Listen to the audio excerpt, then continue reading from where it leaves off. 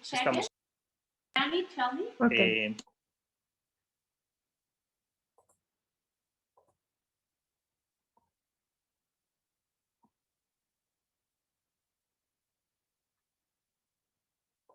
Empieza, por favor. Yes. Okay. Bueno, pues buenos días a todos.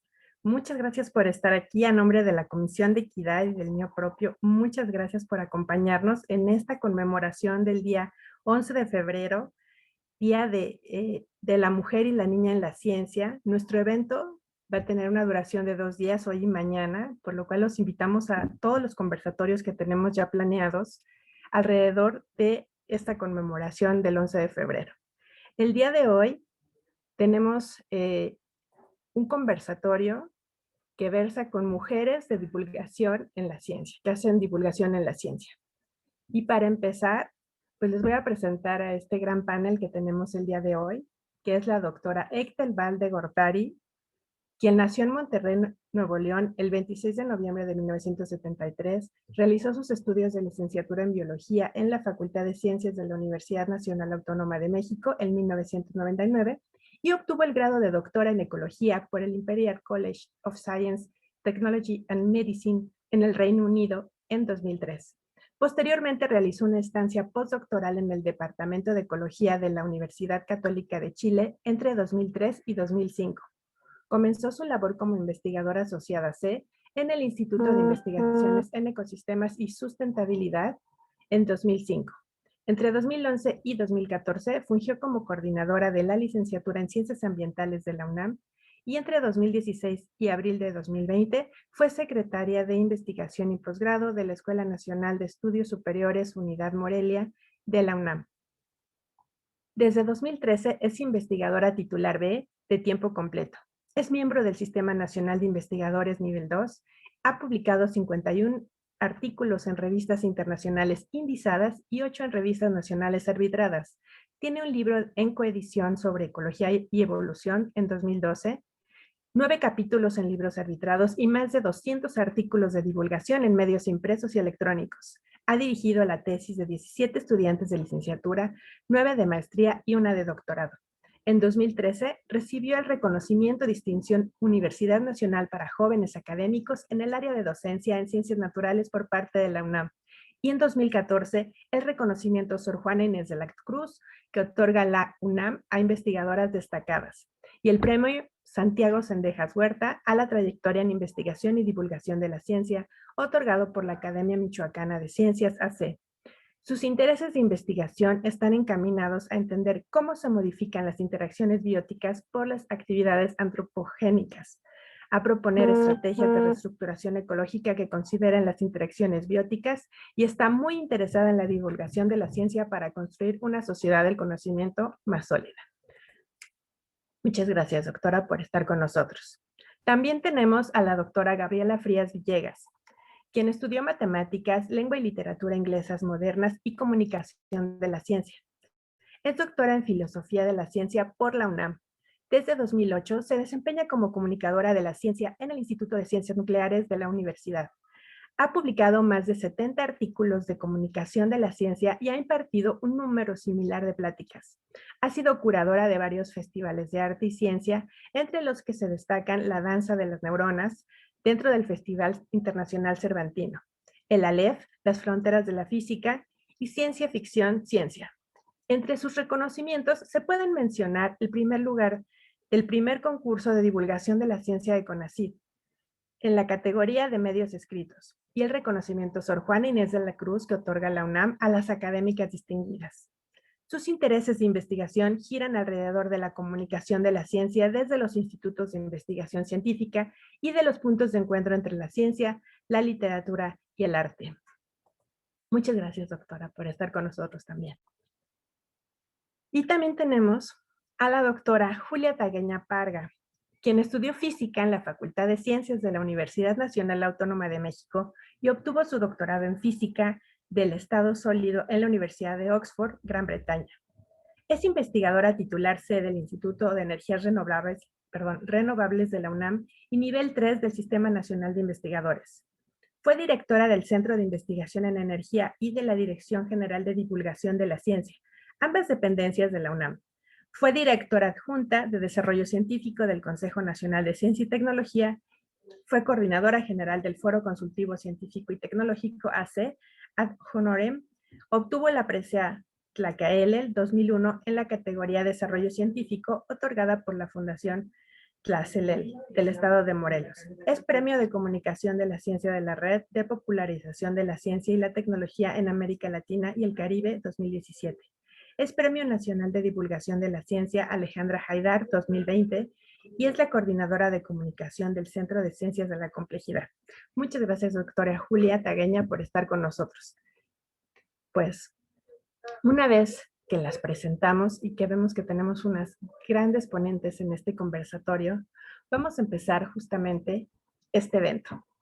Y para empezar, quisiéramos saber un poco más de ellas y qué hacen exactamente en sus trabajos como divulgadoras de la ciencia. ¿Alguna de ustedes quisiera decirnos qué hacen exactamente? Bueno, si quieren, yo comienzo. En realidad, yo he tenido el privilegio de participar en las 3 actividades sustantivas de la universidad. No, pero déjenme primero empezar por decir que es un enorme privilegio estar en la facultad, porque los que venimos de la Facultad de Ciencias, nada más decimos la facultad como si fuera la única, ¿no? Entonces, es un gran privilegio estar en la facultad, mi facultad de origen. Aunque yo no puse fechas en mi currículum, pero cuando yo estudié en la facultad, no estaba donde está ahora. Estaba al lado de lo que hoy es la Torre de Humanidades y, por supuesto, al lado, en la fuente de esa torre, estaba el Prometeo, que luego fue cargado y llevado a las nuevas instalaciones de la facultad. Entonces, un placer estar aquí. Mil gracias, Carla, por esta invitación. Mil gracias a la facultad por permitirme participar en este evento tan importante. Decía yo que la universidad da el privilegio de poder participar en todas las actividades sustantivas, la investigación, la divulgación y la docencia, y yo la verdad me he aprovechado de eso al máximo. He dado clases toda mi vida, muchas de hecho en la facultad, y las sigo dando ahora en el Instituto de Energías Renovables, que está en Temisco, Morelos, y que tiene una licenciatura y un posgrado en energía. Desde luego en investigación hice mi carrera inicial trabajando básicamente en ciencia de materiales y divulgación, pues he tenido la enorme oportunidad de también participar en esa rama de la expresión de la ciencia y creo que empecé mi carrera ahí básicamente porque fui invitada a ser responsable de la sala de energía en el proyecto del Museo de las Ciencias, que hoy es el Museo Universum. Entonces, eso fue para mí un parteaguas porque al meterme en ese tema, pues me volví una apasionada de la comunicación de la ciencia. En mi instituto, el Instituto de Energías Renovables, en realidad puedo hacer las 3 actividades. No soy la responsable de la comunicación de la ciencia en mi instituto, soy una más de las que participamos en las actividades. De hecho, tenemos a una excelente comunicadora que fue alumna mía en algún momento en el posgrado, que tiene un puesto equivalente al tuyo, Gaby, que lleva la comunicación de LIER, que se llama Nicteluna y que es la que lleva esa labor. Pero recientemente fui invitada a organizar la comunicación en C3. Como ustedes saben, el Centro de Ciencias de la Complejidad tiene este carácter dual en el que se puede ser parte de un instituto y además estar en C3. Y esto es una gran oportunidad para mí. Acaba de empezar, pero me voy a dedicar a organizar actividades relacionadas con ciencias de la complejidad en el área de comunicación de la ciencia. Ese sería un breve resumen de mi actividad en la universidad. Muchas gracias, doctora. Gaby, ¿Quisieras anexar algo para presentarte tú también un poco más? Claro que ¿Están sí. ahí? Pues muchísimas gracias. Yo también les quiero agradecer por la invitación. Es un placer estar aquí, compartir la mesa con Julia y con Ek, que creo que ya habíamos estado en otra mesa hablando sobre cosas de mujeres en la ciencia juntas. Entonces, pues un placer y desde luego estar en la FAC, que también es mi facultad. Mi primera carrera, que es matemáticas, la estudié ahí, la disfruté muchísimo. Bueno, pues sobre mi trayectoria, yo les quiero contar que, bueno, estudié matemáticas, pero siempre me gustó la idea de la literatura también.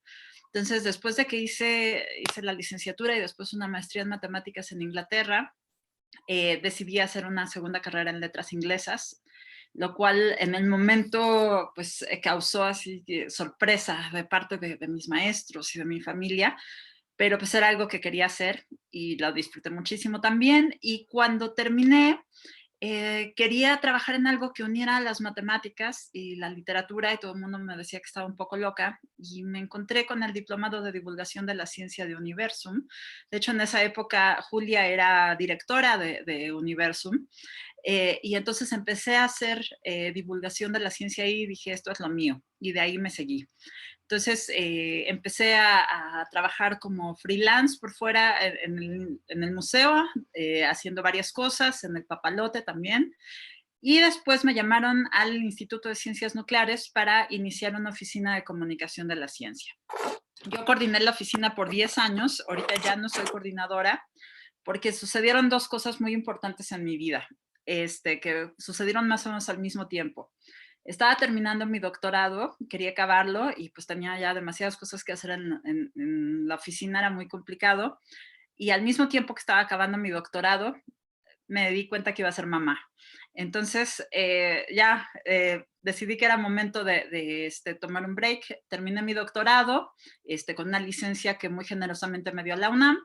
Y ahora sigo en la unidad de comunicación de la ciencia, pero ya no coordinando, sino sobre todo haciendo contenidos académicos. ¿En qué consiste mi trabajo? Pues he hecho 1000 cosas como comunicadora de la ciencia, he curado festivales, que es una de las cosas más divertidas que he hecho, tanto en el instituto como con Difusión Cultural UNAM, cosas muy grandes. Me encanta escribir divulgación de la ciencia, aprender sobre lo que hacen los investigadores del instituto.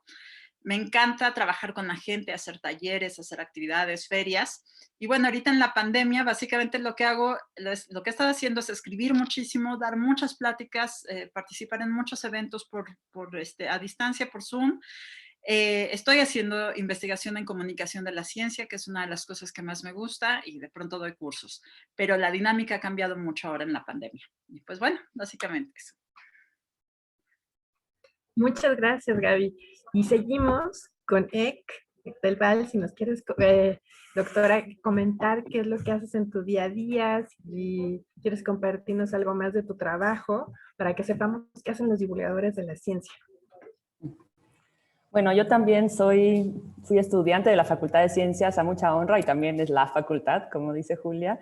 Me da muchísimo gusto que me hayan invitado a participar en este conversatorio y pues yo también primero comencé pues haciendo mi carrera de investigación en ecología, ¿no?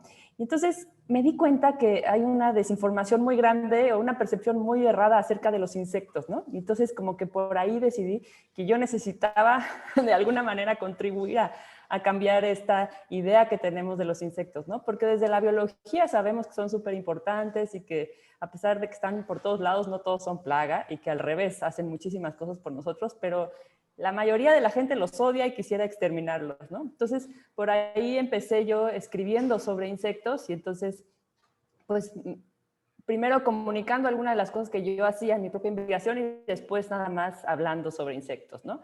Y creo que ha sido interesante porque he podido combinar un poco esto de la divulgación con mi quehacer de investigación, como decía Julia, y pues también he involucrado a mis estudiantes, ¿no? Y sobre todo, creo que es fundamental que todos los investigadores pudieran participar de alguna forma en la divulgación de su conocimiento más allá de los artículos, ¿no? En mi experiencia, esto ha sido muy formativo para los estudiantes que han estado en mi laboratorio, como que a todos los incito a que además de hacer su tesis, además de hacer su trabajo de investigación, pues podamos contribuir un poco a que el conocimiento salga de de las paredes de las universidades, ¿no? Entonces, eso me interesa mucho pues contribuir a que el conocimiento se difunda y podamos tener como esto que se habla, ¿no? de la sociedad del conocimiento, ¿no? Que ahora en la pandemia nos hemos dado cuenta que hace tanta falta, ¿no? Que comprendamos todos los conceptos científicos, ¿no? Y pues bueno, a eso me dedico yo. Muchísimas gracias, doctora Ek del Val. Muchas gracias a todas. Y bueno, siguiendo esta línea de conversación que estamos teniendo, veo en todas que les apasiona la ciencia, que les apasiona divulgar, hacer partícipes a los demás también, aunque sea un poquito de todo lo que está pasando en el ámbito científico. ¿A ustedes qué les apasiona? ¿Qué les llevó a este lugar a donde están ahorita? ¿Por qué les apasiona divulgar la ciencia? Y eso, ¿cuál es su pasión? ¿Por qué decidieron este camino, no? ¿Qué les gusta más, ¿no? ¿Alguna de ustedes quiere empezar?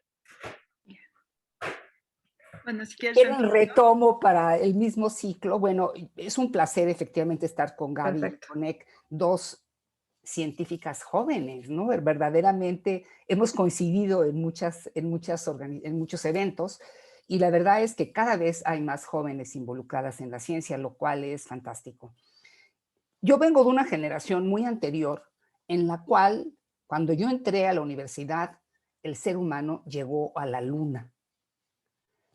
Porque yo creo que todos estamos de acuerdo que sí se llegó a la luna, ¿no? Aquí no hay nadie que cree que es una película falsa. No, correcto. Y eso hizo que la ciencia se pusiera muy de moda. Yo creo que yo hubiera estudiado física de cualquier manera, o sea, no creo que en mí fuera definitorio, pero sí fue muy importante para mucha gente de mi generación. Y ese tipo de ejemplos luego se vuelven vocacionales, ¿no? Es como decían que con la película de Indiana Jones, de pronto mucha gente estudió arqueología porque se sentían muy bien poniéndose un gorrito, ¿no? Entonces hay ciertas imágenes y la llegada del ser humano a la luna sí fue verdaderamente muy importante, inclusive para la gente que estudia, Gaby no me dejará mentir, que estudia la historia de la comunicación de la ciencia en el mundo, consideran que en ese momento es cuando realmente se lanza en serio la comunicación de la ciencia, también un poco con fines políticos, porque como había esta competencia entre países, querían como realmente mostrar los logros que tenían. Entonces, curiosamente, en mi generación, mucha gente entró a estudiar ciencias, creo yo que muy relacionado con este evento. Yo en lo particular siempre estuve interesada en la ciencia, matemáticas era mi materia favorita, mi padre era físico, mi hermana mayor estudió física, en fin, de alguna manera yo viví en un entorno donde la ciencia era algo muy cercano y sobre todo un ambiente donde se pensaba que las mujeres podíamos hacer ciencia. Porque muchas veces las mujeres tienen que romper con eso, ¿no? Tienen que romper con el prejuicio de que esa no es una carrera femenina.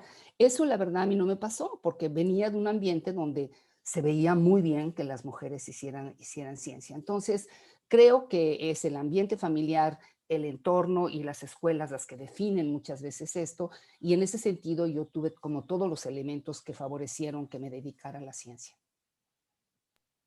Muchas gracias, maestra. Gaby, ¿quieren compartirnos por qué les apasiona esta área? Y alguna anécdota, como cuenta la maestra Julia, que hubiera existido que las adentró tal vez a este camino. Sí, pues si quieres continúo yo. Bueno, yo me empecé a interesar en la idea de contar lo que yo aprendía, sobre todo en la FAC, muy joven, porque me frustraba un poco que en las clases uno de pronto aprendía sobre el teorema de Noether o el teorema de Cauchy y uno no sabía ni quién era Noether ni quién era Cauchy. Uno de pronto oía fuera de clase, no en clase, las anécdotas de los maestros sobre los grandes matemáticos, pero no era algo que realmente se planteara y además pues era difícil comunicar las matemáticas fuera de nuestro ámbito. Entonces eso era una cosa que tenía ya latente. Después, cuando entré a la carrera de letras, pues adquirí la habilidad de escribir después de varios años y quería contar cosas y quería contar las cosas que había aprendido, pero no sabía en ese momento que había algo como una formación de divulgadora de la ciencia. Y ahí fue cuando entré a Universum a trabajar sobre esto. Una vez que llegué al Instituto de Ciencias Nucleares, un poco sin saber qué hacer, porque hasta ese momento había pocas oficinas de comunicación en México. De hecho, Rolando Isita fue uno de los pioneros que empezó con estas cosas en los institutos. Y entonces, cuando llegué al instituto, mi primera semana, yo soy matemática, casi todos son físicos ahí o químicos, y estaban emocionadísimos porque iban a encender un aparato que yo no sabía qué era, que se llamaba el Gran Colisionador de Hadrones. Y era una sensación de que algo súper emocionante iba a pasar y yo no sabía qué. Entonces entrevisté en aquella época al doctor Ricky Paich, uno de los pioneros del proyecto, y me contó algo que me pareció fabuloso, un aparato gigantesco en el que iban a hacer chocar partículas para ver qué pasaba, entre otras cosas, para recrear el inicio del universo. Me pareció fabuloso. Y me pareció tan increíble que decidí que tenía que ir a verlo.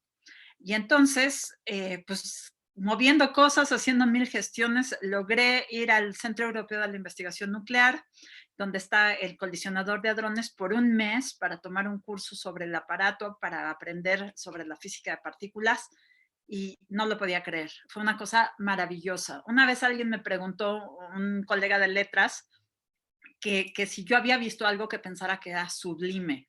Pues fue sublime ver el detector ALICE a 100 metros bajo tierra. Y de ahí yo lo tenía que contar. Y entonces, como ese, pues durante muchos años, hasta antes de tener a mi bebé, pues visité muchos experimentos, he platicado con mucha gente, he tenido oportunidad de hablar con premios Nobel, conocí a Jocelyn Bell, a George Smoot, a mucha gente impresionante, y luego pude contarle esto a la gente. Y eso es a mí lo que me apasiona. Muchas gracias. Ek, ¿nos quieres compartir tu experiencia también?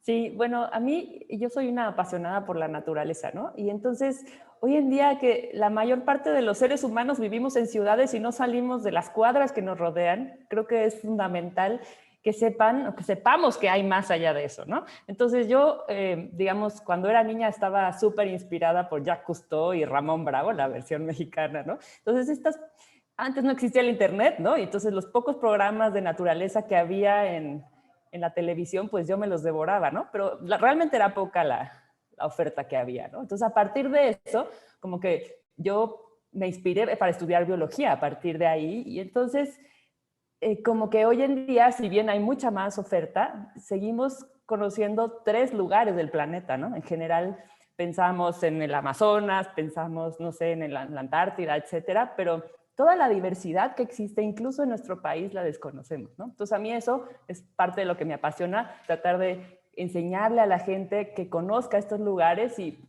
cómo también hay, hablando de las niñas, tantas cosas por descubrir todavía, ¿no? Hay muchas cosas que no sabemos cómo funcionan.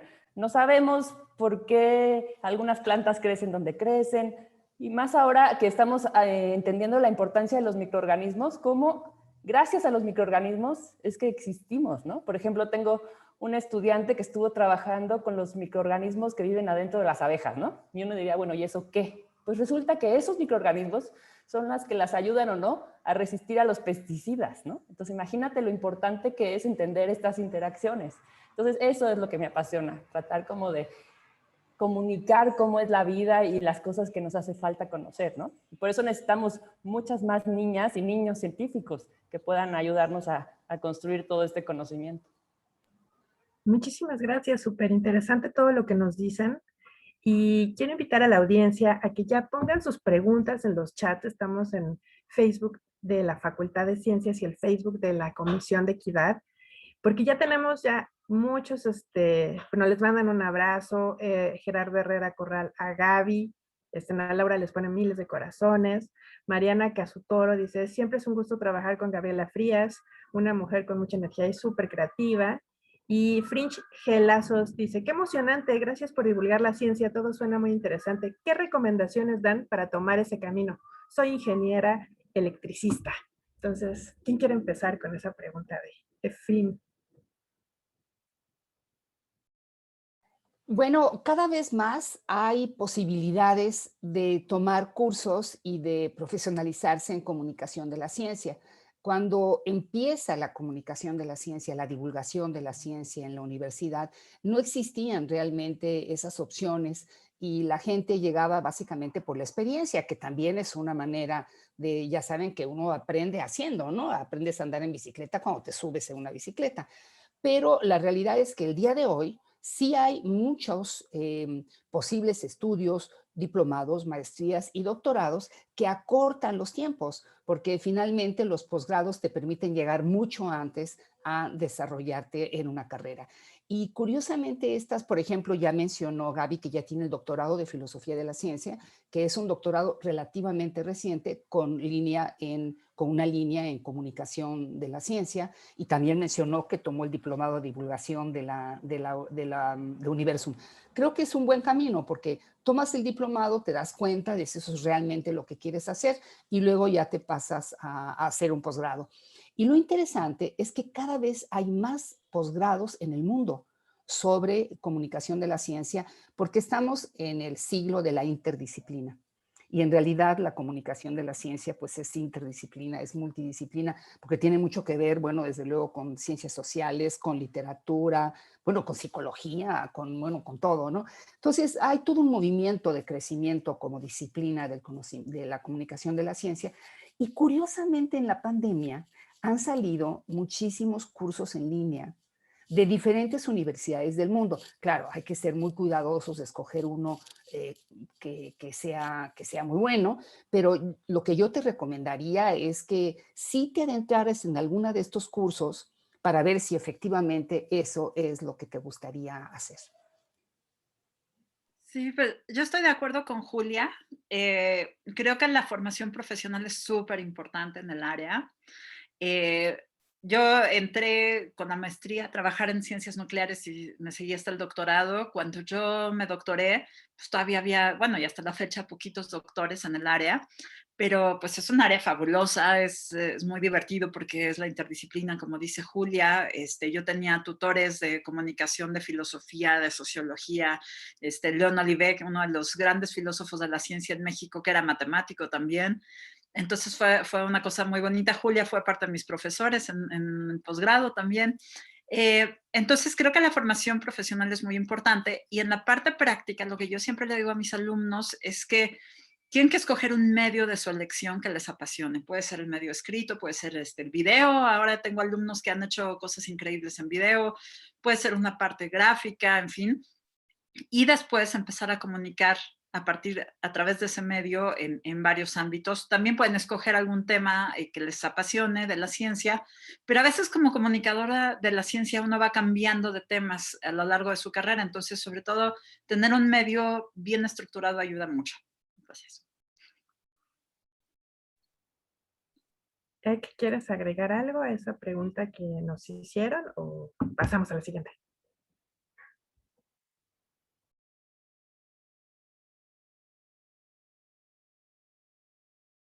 Perfecto. Entonces, otra siguiente pregunta sería, ya nos comentaron más o menos algunas veces por qué entraron en esta área, qué les empezó a gustar, ¿no? Pero ¿tienen alguna mujer científica o hombre también científico que los inspire hoy en día a seguir haciendo su trabajo y a seguir estudiando y a seguir haciendo divulgación o o algo, no necesariamente alguien, sino algo que los inspire a seguir en esta área?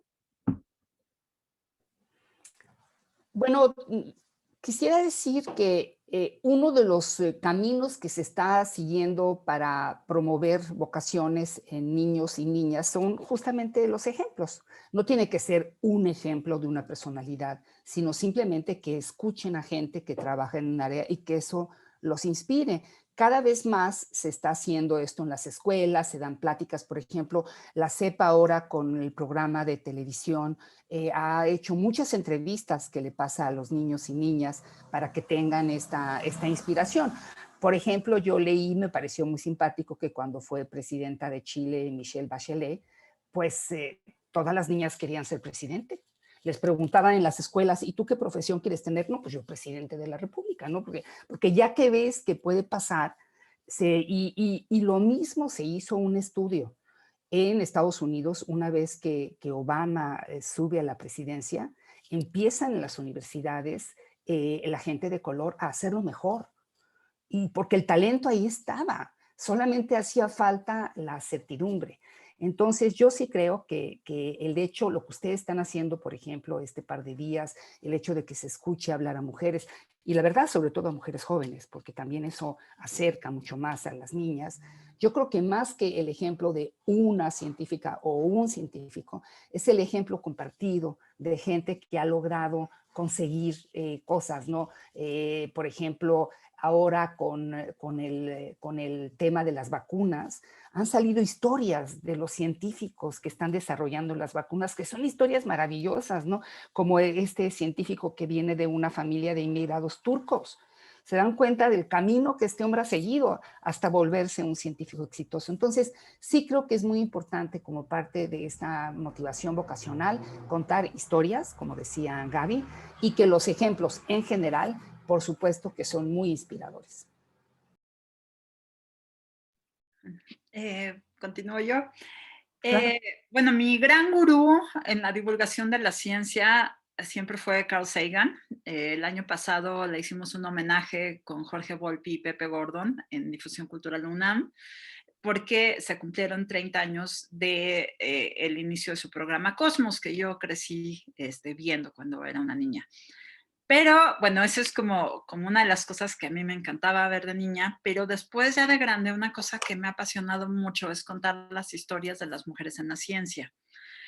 Hace unos días publiqué un artículo en el semanario el Cultural, en el periódico La Razón, sobre un tema que a mí me parece muy importante, que es el tema de que no se le da reconocimiento o no se les ha dado reconocimiento a muchas mujeres en la historia, que es este tema del efecto Matilda en la ciencia, que el reconocimiento no se le da a las mujeres, sino a veces se les da a su asesor, a su esposo, etcétera, etcétera.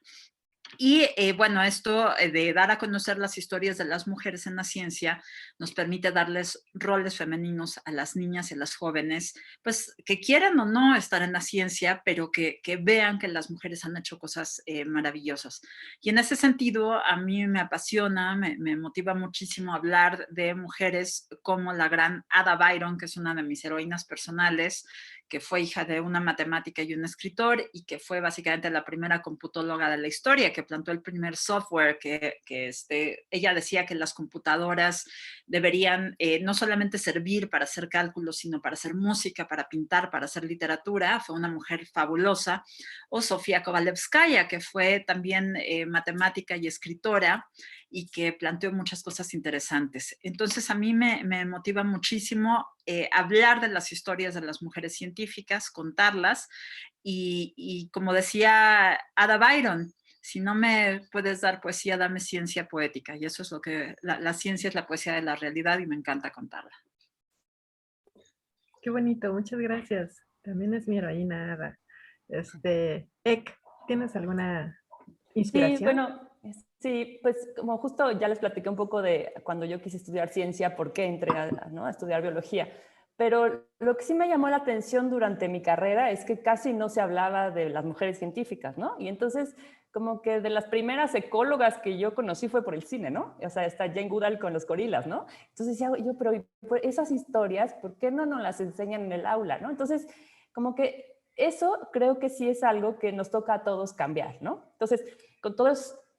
Muy recientemente yo en mis clases pues he tratado de buscar esas mujeres que también han participado en la ciencia en el área de la ecología, que es a la que yo me dedico, para justamente presentar estos como pues ejemplos exitosos, ¿no? De mujeres, o de las mujeres que están haciendo la ciencia, ¿no? Y pues sí hay, obviamente, pero han sido bastante invisibilizadas, como ya sabemos, ¿no? El caso típico de Rosalind Franklin, ¿no? Esta mujer que sacó la imagen del ADN y que pues en su momento no fue reconocida, ¿no? Y eso pues es terrible, ¿no? Eso sí es como la invisibilización total. Y bueno, como que creo que uno de los ejemplos femeninos que sí me enseñaron desde la prepa pues fue Marie Curie, ¿no? Que es la gran Marie Curie. Y ahora no sé si ya conocen la nueva novela de Rosa Montero, está genial, se las recomiendo muchísimo, que habla un poco de la vida de Marie Curie y de pues, la situación social en la que vivió todo el tiempo, ¿no? O sea, pensar que era 1900, cuando ella estaba ahí en la Sorbona, es impresionante, ¿no? Y fue la primera mujer que sacó el doctorado y todas las cosas que hizo. y también cómo se vivía en ese momento la ciencia, ¿no? Y cómo pues las mujeres tenían que hacer un montón de sacrificios. Yo creo que en ese sentido, pues sí estamos bastante mejor, ¿no? O sea, yo creo que, o sea, no es que se acepte tanto que haya mujeres en la ciencia, pero sí hay un camino que uno puede seguir y tienes ejemplos y tienes con quién acercarte y existen las instituciones, ¿no? Entonces yo creo que eso es muy bueno. ¿Quién me inspira hoy en día? En este caso hay un hombre que me inspira muchísimo, que es David Attenborough. No sé si han visto sus documentales, que son fantásticos. Y el señor tiene casi 90 años y sigue ahí luchando por la conservación del planeta, ¿no? Pero no solo por la conservación, sino porque la gente vea lo que está pasando. La última película o documental que hizo es brutal. O sea, es como el deterioro de la Tierra, ¿no? Porque siempre los anteriores más bien eran como poner en relevancia alguna actividad que hacen unos bichos, o qué bonito está el bosque, etcétera. Y hoy, pues sabemos que mucho de eso ya no existe, ¿no? Por las actividades humanas. Entonces, si bien la película muestra una situación brutalmente desgarradora del planeta Tierra, también muestra alternativas, ¿no? Y él tiene esperanza de que las cosas van a cambiar, ¿no? Entonces eso me parece muy inspirador. Pues eso. Muchas gracias, sí, súper interesante. Todos los comentarios en el Facebook son de que qué bueno que las invitamos, qué bonita plática, qué padre que están hablando de divulgación de la ciencia. Y Mariana Rendón pregunta, ¿cuáles son los retos más grandes que han enfrentado en la ciencia? ¿Alguien quiere empezar?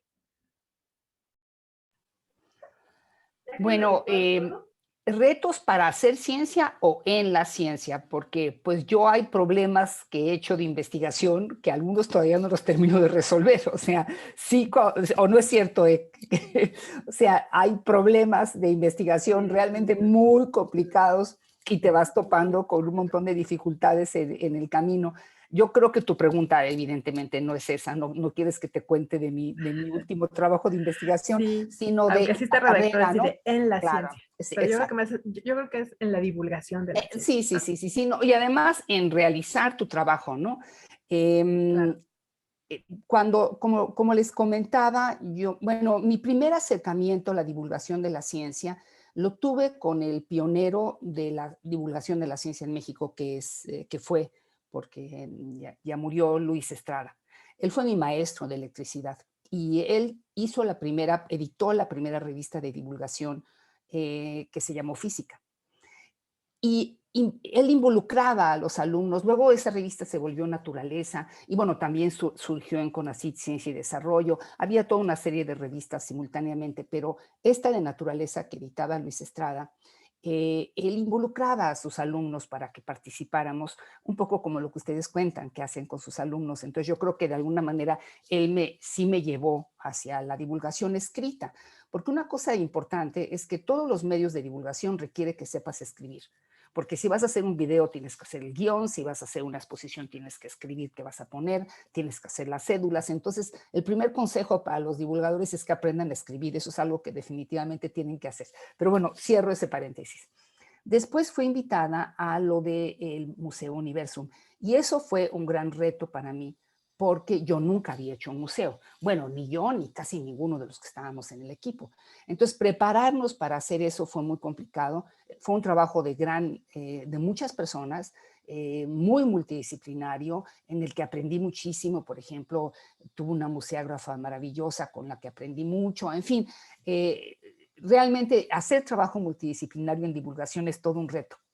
Y el poder encontrar todas las diferentes habilidades que es imposible que las tenga una sola persona, ¿no? Entonces, el Museo Universum se hacía como una especie de matriz. Se ponían, digamos, las salas en las hileras y luego en las columnas aparecían museógrafos, diseñadores, los que hacían los videos, los que hacían los programas de cómputo, los que hacían, en fin, eso fue todo un reto. Yo, la verdad, aprendí muchísimo de cómo trabajar en grupo. Ese es realmente el gran reto que tiene la divulgación, que tienes que aprender a trabajar y dándole su lugar a cada persona que participa en el proyecto.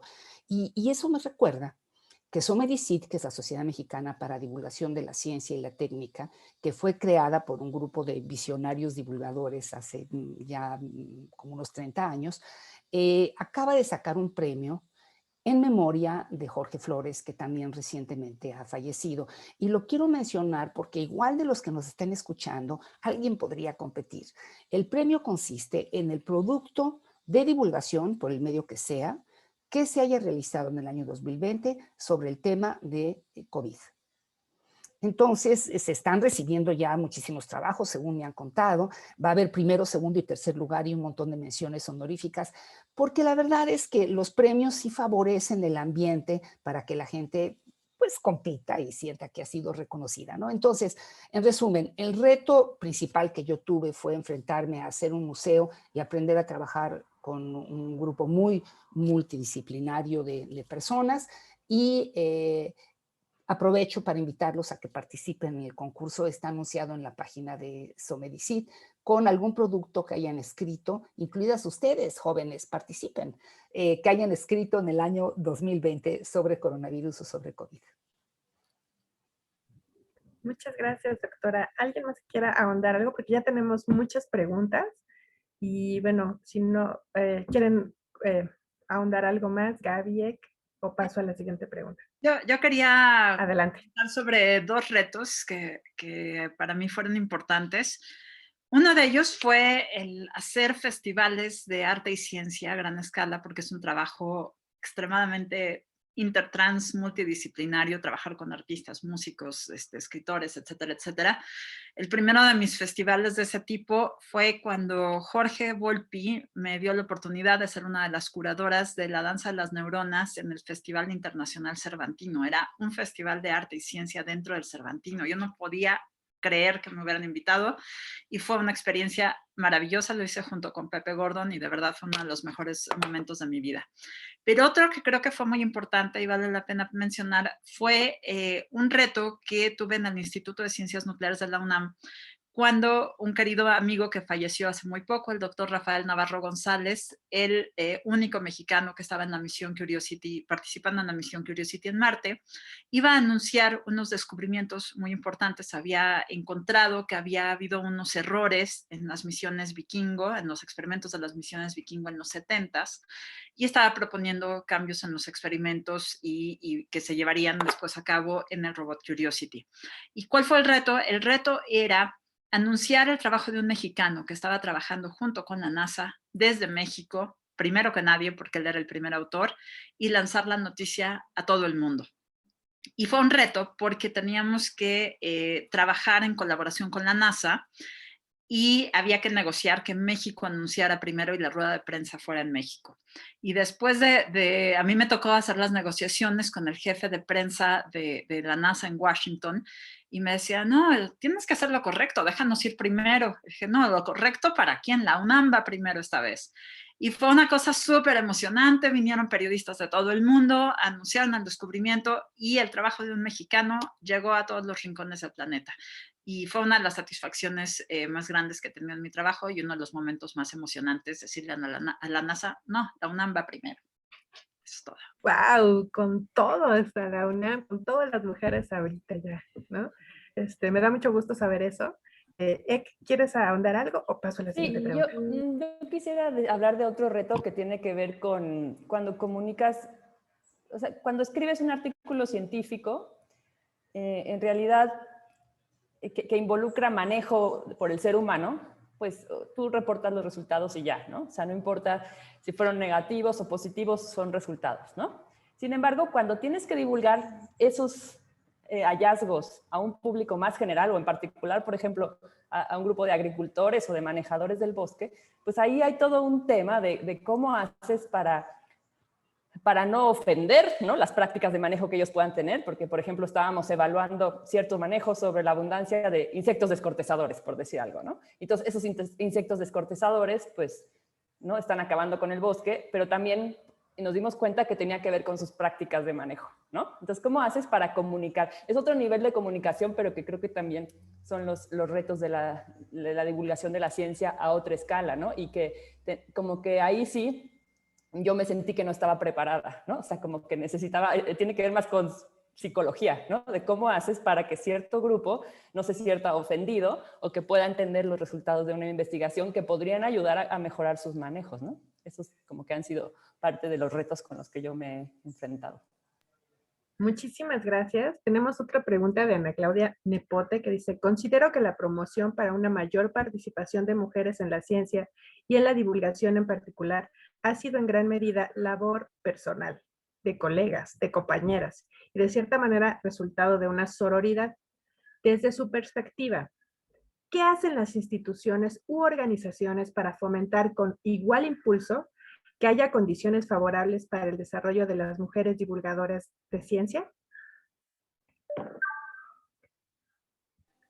Bueno, ¿Alguien? antes que nada, mandarle un gran abrazo a Ana Claudia, que es una excelente divulgadora y una queridísima amiga de todas nosotras. Creo que tienes razón, que ha habido un esfuerzo muy personal en el tema de la divulgación, efectivamente, y las instituciones poco a poco han ido tomando un rol más proactivo, ¿no? Simplemente eso nos lo puede explicar mejor Gaby, pero en el momento que los institutos deciden tener una unidad de comunicación pública de la ciencia, es un paso muy importante de una actitud diferente de la universidad hacia el tema de la divulgación de la ciencia. Ahora, tienes que ver que le preguntaron una vez a Gandhi quién era el último lugar en el escalafón de la India, y él se refirió a la casta más baja. Alguien le dijo, pues es Perenganito de la casta inferior, y dijo Gandhi, no, el último es la esposa de Perenganito. O sea, en todos los niveles hay dos, el hombre y la mujer. O sea, hay un nivel de algo y luego además dentro del nivel está el hombre y la mujer siempre queda por abajo, ¿no? Entonces, el tema de la lucha por un reconocimiento de la divulgación no es solamente femenino, es un tema de lucha profesional, de que se le dé un peso mayor como profesión, se le dé un respeto mayor.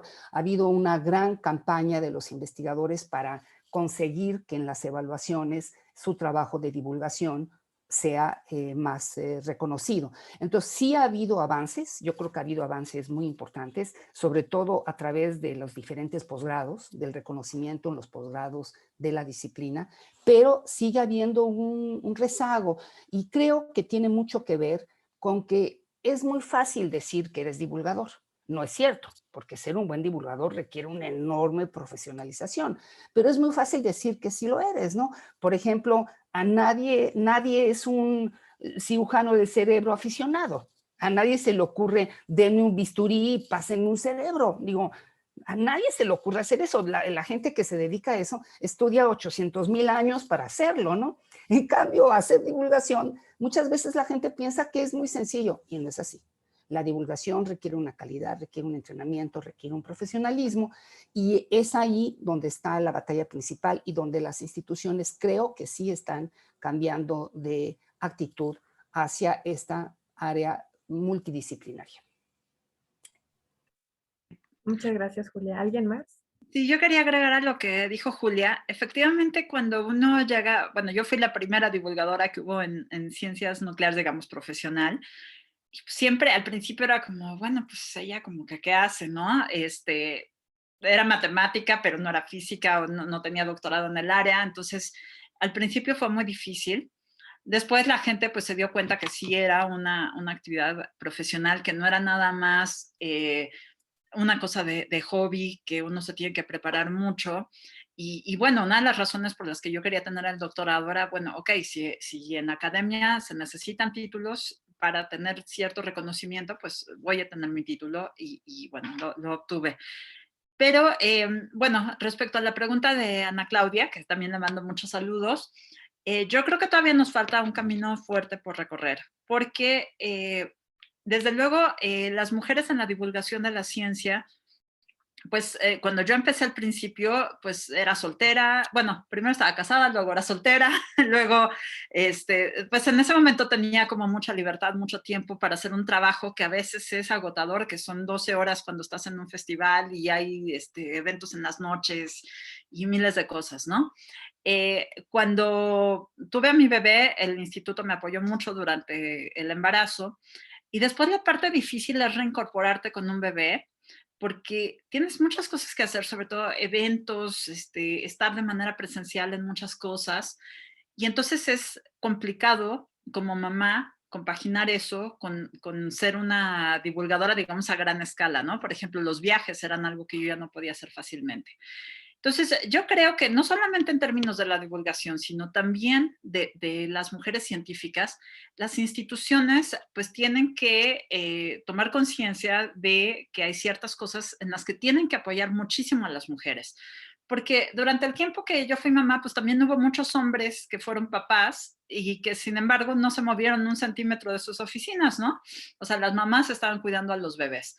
Entonces, eso es algo en lo que tenemos que tomar conciencia, eso y, bueno, varias otras cosas, pero sí creo que las instituciones tienen que ver esto. Yo estoy en grupos en internet de mamás científicas donde muchas dicen es que estoy agotada, es que ahora en la pandemia tengo que trabajar muchas horas y además cuidar al bebé, que es algo que yo también hago.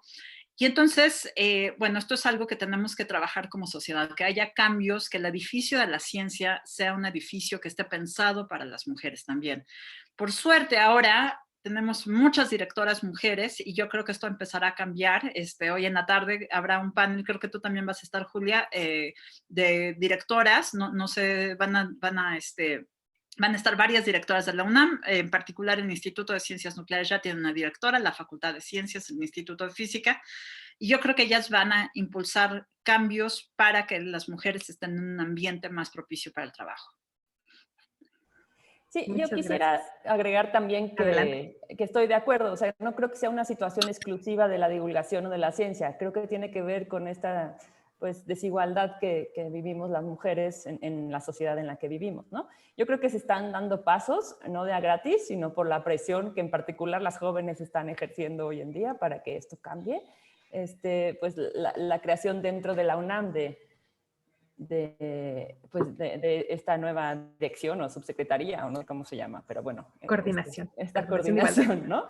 En donde tenemos que compatibilizar un poco la vida laboral con la vida en general, ¿no? Que eso tiene que ver con el capitalismo. Entonces, como que los cambios son muy radicales lo que tenemos que hacer y no creo que todos estemos conscientes de eso, ¿no? Porque es la explotación y es el solo valorar la productividad, el solo valorar que cada vez más y más y más. Entonces, si no hacemos un cambio radical en donde pensemos cuáles son los valores y cuáles son las metas que debemos tener, pues creo que no va a cambiar la situación de la mujer.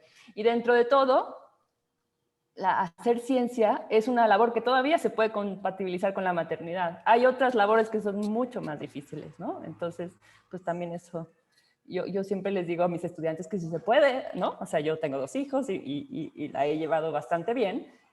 Y veo que hay gente, amigas mías, que son abogadas o que son economistas y que es mucho más difícil, ¿no? O sea, o que casi no ven a los hijos, etcétera, ¿no? Que tienen que dejar el cuidado de sus hijos en otras mujeres, ¿no? Entonces, como que creo que tiene que ser un cambio que venga no solamente para la ciencia o para la divulgación, sino un cambio generalizado en nuestra sociedad. Muchas gracias, totalmente de acuerdo con ustedes. Raquel Matías, Ana Arcos, felicidades, son una inspiración. Araceli Torres, felicitaciones, es un placer escucharlas. Blomor y L, 3 mujeres que inspiran, gracias. Y Diego Piña pregunta, ¿cómo impulsar la ciencia a los adolescentes de nuestra actualidad inmersos en las redes sociales?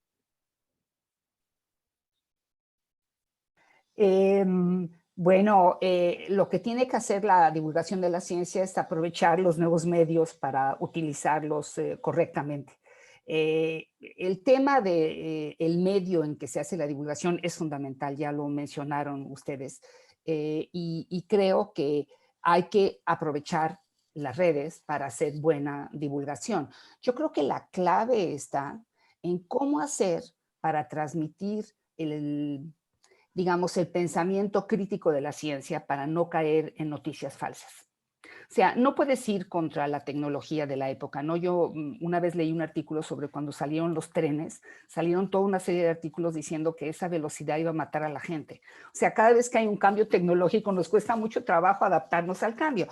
Desaparecer el internet pues no tiene ningún sentido, llegó para quedarse. Lo que hay que hacer es conseguir que sea correcto, que sea justo, que no se use como un tema de violencia, porque la verdad es que aquí hemos hablado todo de ciencia, de divulgación de la ciencia, pero nada de esto es posible en un ambiente de violencia o en un ambiente de acoso. Estamos hablando siempre dando por hecho que todo ha estado bien, que no ha habido ninguna situación difícil, pero sabemos que en la realidad eso sucede, ¿no? Y justamente ese es el gran peligro de las redes, que se utilicen de esa manera, ¿no? Entonces, tienen que ser, número uno, tiene que ser reglamentado, tiene que haber un control de que no sean utilizadas para el mal, digamos, pero desde el punto de vista de la divulgación, lo que hay que hacer es aprender a usarlas para hacer buena divulgación de la ciencia. Excelente. ¿Alguien más? ¿O les paso la siguiente pregunta? No, yo quería abordar sobre lo que dijo Julia. Efectivamente, como dice Julia, muchas veces se habla de qué barbaridad, los jóvenes están pasando mucho tiempo en las pantallas. Eso es cierto, pero por otro lado, yo soy una mamá geek y me gusta pensar que mi hija va a aprender a usar la tecnología actual porque es lo que va a necesitar en el futuro. No hay de otra. O sea, esa es la realidad. Me encanta verla, por ejemplo, enseñándole a su abuelo a enseñar a usar la tablet y el celular. Yo creo que lo importante con los niños y los jóvenes es irles hablando de la ciencia en paralelo con lo que van viendo en otros ámbitos, acercarlos de muchas maneras, como dice Julia, fomentar el pensamiento crítico, que es súper importante, sobre todo en esta época. Y bueno, los jóvenes son gente que está ávida de cosas nuevas. Cuando uno les cuenta sobre un experimento fabuloso, sobre vamos a ver las estrellas, vamos a platicar sobre el universo, los viajes en el tiempo, desde la física, por ejemplo, la búsqueda de vida en otros planetas, o sea, con temas que sean muy atractivos para ellos, se van adentrando. Y entonces es muy interesante ver que ellos piden más. Lo que yo creo es que hay que acercarle a los niños y las jóvenes la ciencia y ellos van a hacer el resto, van a absorberla y van a abocarse a eso. Sí, yo ahondando un poco en eso, yo creo que no hay falta de información hoy en día, ¿no? El problema es enseñarlos a que puedan distinguir qué información es fidedigna y cuál no, ¿no? O sea, distinguir qué información es de una buena fuente y además que tengan la capacidad crítica de procesarla, ¿no? Yo creo que hacia allá tendrían que ir nuestros esfuerzos porque yo estoy impresionada de la cantidad de cosas que mis hijos aprenden en el internet sin que yo me entere, ¿no?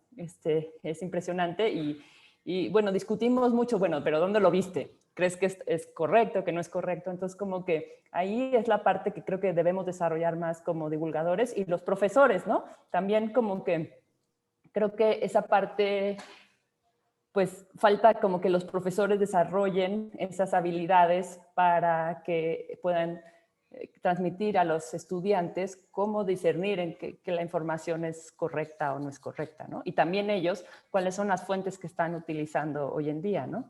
Sobre todo en esta época de pandemia y en donde todos tienen que ser a la distancia. Muchas gracias. Muy enriquecedor todo lo que nos dicen. Raquel Matías pregunta, ¿cómo se sienten ahora que el papel de la mujer en la ciencia está más reconocido? ¿O falta mucho más?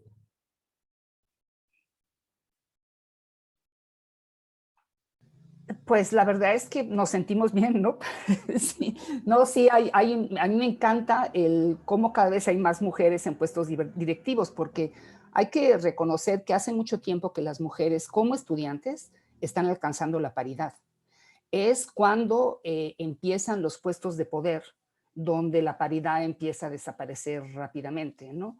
Y el hecho de que eso se esté abriendo y de que haya cada vez más mujeres participando en puestos de decisión me parece muy importante, porque además la diversidad enriquece, hay diferentes puntos de vista, hay diferentes visiones.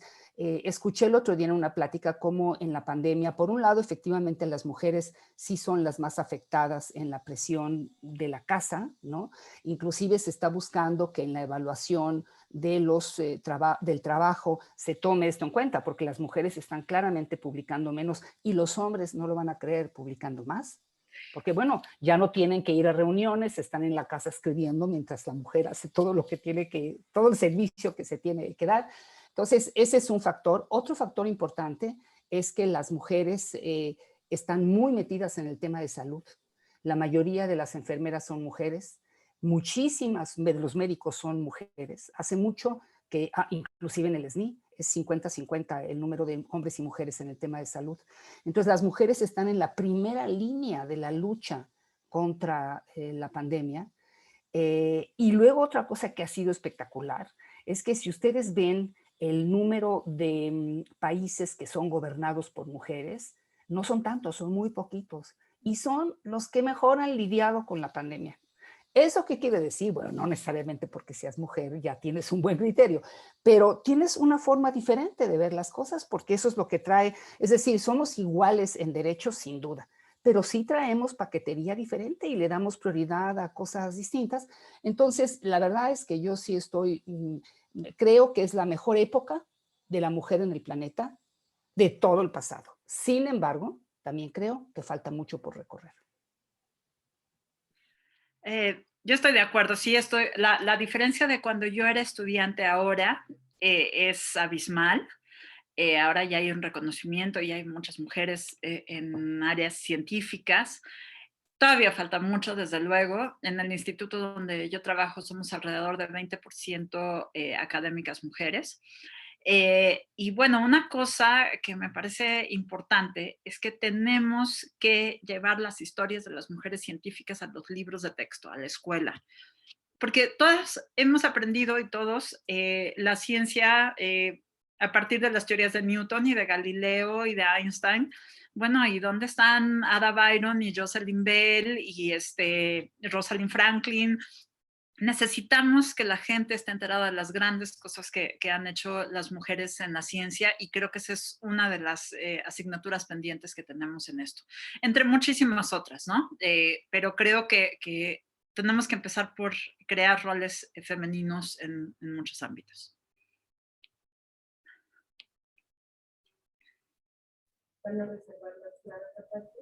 Sí, yo no tengo nada más que añadir, creo que ya dije.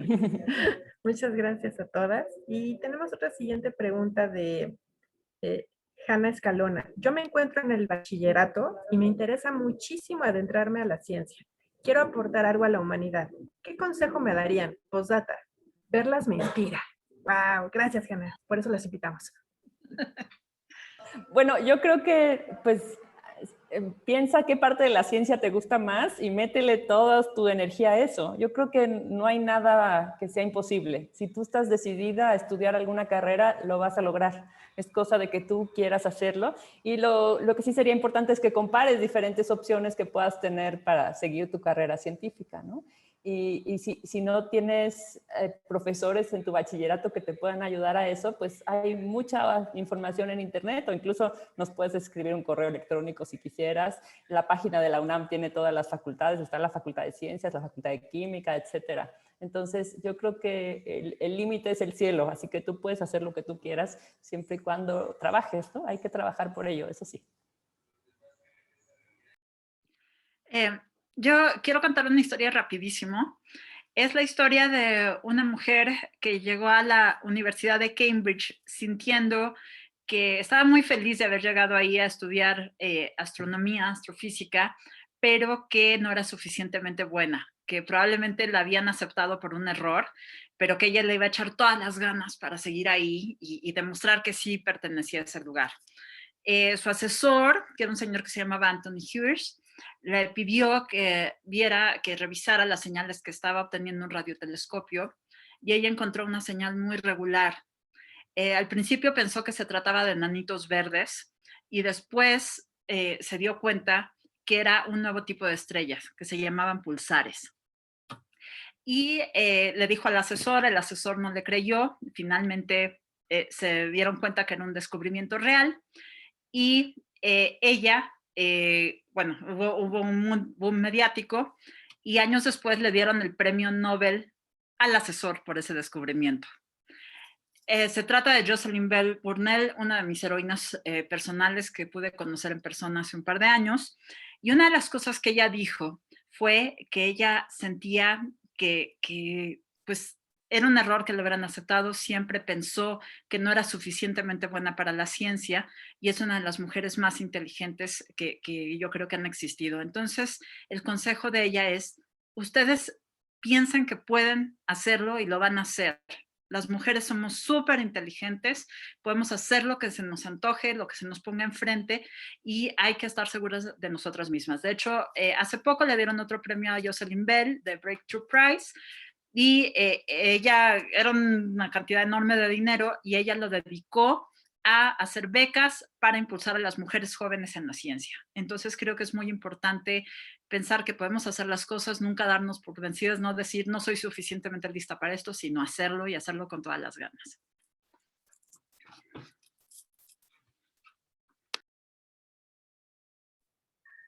Muchas gracias. Bueno, seguimos con otra pregunta. Les manda saludos Karen de S. Lupita Ángeles, sin duda me sorprendió cada una de sus anécdotas. Y tenemos aquí a Saraí CR, dice, hola, mi nombre es Saré, tengo 8 años y me gustaría saber qué puedo hacer para poder aprender matemáticas, así como la doctora Gabriela. Estoy muy emocionada de escuchar sus historias y quiero ser como ustedes. Gaby, ¿qué le contesta? Pues si quieres ser matemática, pues entrar a la Facultad de Ciencias de la UNAM, donde se da una carrera fabulosa de matemáticas y seguir por el área que más le guste. Hay muchos otros lugares donde se estudia matemáticas, pero pues donde estuve yo fue un lugar maravilloso, súper estimulante, donde tuve maestros fantásticos que hasta la fecha son mis amigos y donde encontré cosas que jamás me había imaginado que podían existir. Entonces, pues eso, estudiar mucho, hacer el examen de admisión, entrar a la Facultad de Ciencias y pues divertirte mucho y disfrutarlo. A mí me gustaría comentar que el tema de matemáticas, bueno, primero felicitarte, porque la verdad es que, y agradecerte que nos estés escuchando y bueno, verdaderamente es un honor para nosotras que estés ahí, ¿eh? Pero lo que quiero decir es que matemáticas es muchas veces el parteaguas, porque hay toda esta leyenda de que solamente si eres muy listo puedes hacer matemáticas, y la realidad es que matemáticas requiere un pensamiento lógico que por supuesto que la gente puede adquirir si aprende a hacer matemáticas, aunque desde luego hay gente que tiene más habilidades, pero las puedes tú construir.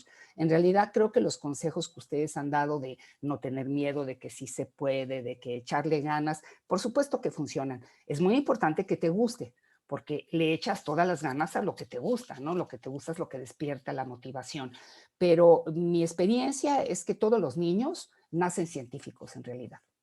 Y simplemente con el tiempo algunos dejan de serlo, pero cuando los niños nacen, todos cuando son pequeños, todo lo quieren saber, todo lo preguntan, de todo están interesados, y ahí sí hay una labor muy importante de todos nosotros de fomentar esa curiosidad en lugar de decirle ya no me andes preguntando tanta cosa, y ahí la clave es aprender a decir no sé, porque muchas veces los papás quedan intimidados ante preguntas de los niños que son preguntas de premio Nobel. Y claro, no saben, no saben la respuesta. Entonces hay que tener, eso culturalmente nos cuesta mucho trabajo porque al mexicano no le gusta decir no sé. Ustedes saben que, porque sienten que es de mala educación. Ustedes le preguntan a alguien en la calle dónde está la calle Perenganito y los manda donde sea, con tal de no decir no sé, porque sienten que es una descortesía decir no sé dónde está la calle Perenganito. Entonces, hay que aprender a, cuando no sepas una respuesta, buscas la ayuda y la asesoría. Entonces tú no te preguntes, no te preocupes cuando tú preguntes y alguien no te pueda contestar, ya habrá lugar donde encontrar la respuesta. Muchas gracias, doctoras. Tengo otra pregunta de Iván Ortiz, que dice, buenos días, una pregunta para Gabriela Frías y Héctor Valde Gortari. ¿Qué dificultades han tenido que pasar en su trayectoria como divulgadoras por el simple hecho de ser mujeres? Y ahí la quiero juntar esta pregunta con una de Ana Sofía Lucas, que es, ¿hubo algunas personas que no creyeron en ustedes o dudaron de ustedes solo por ser mujeres? Y esa está abierta para todas.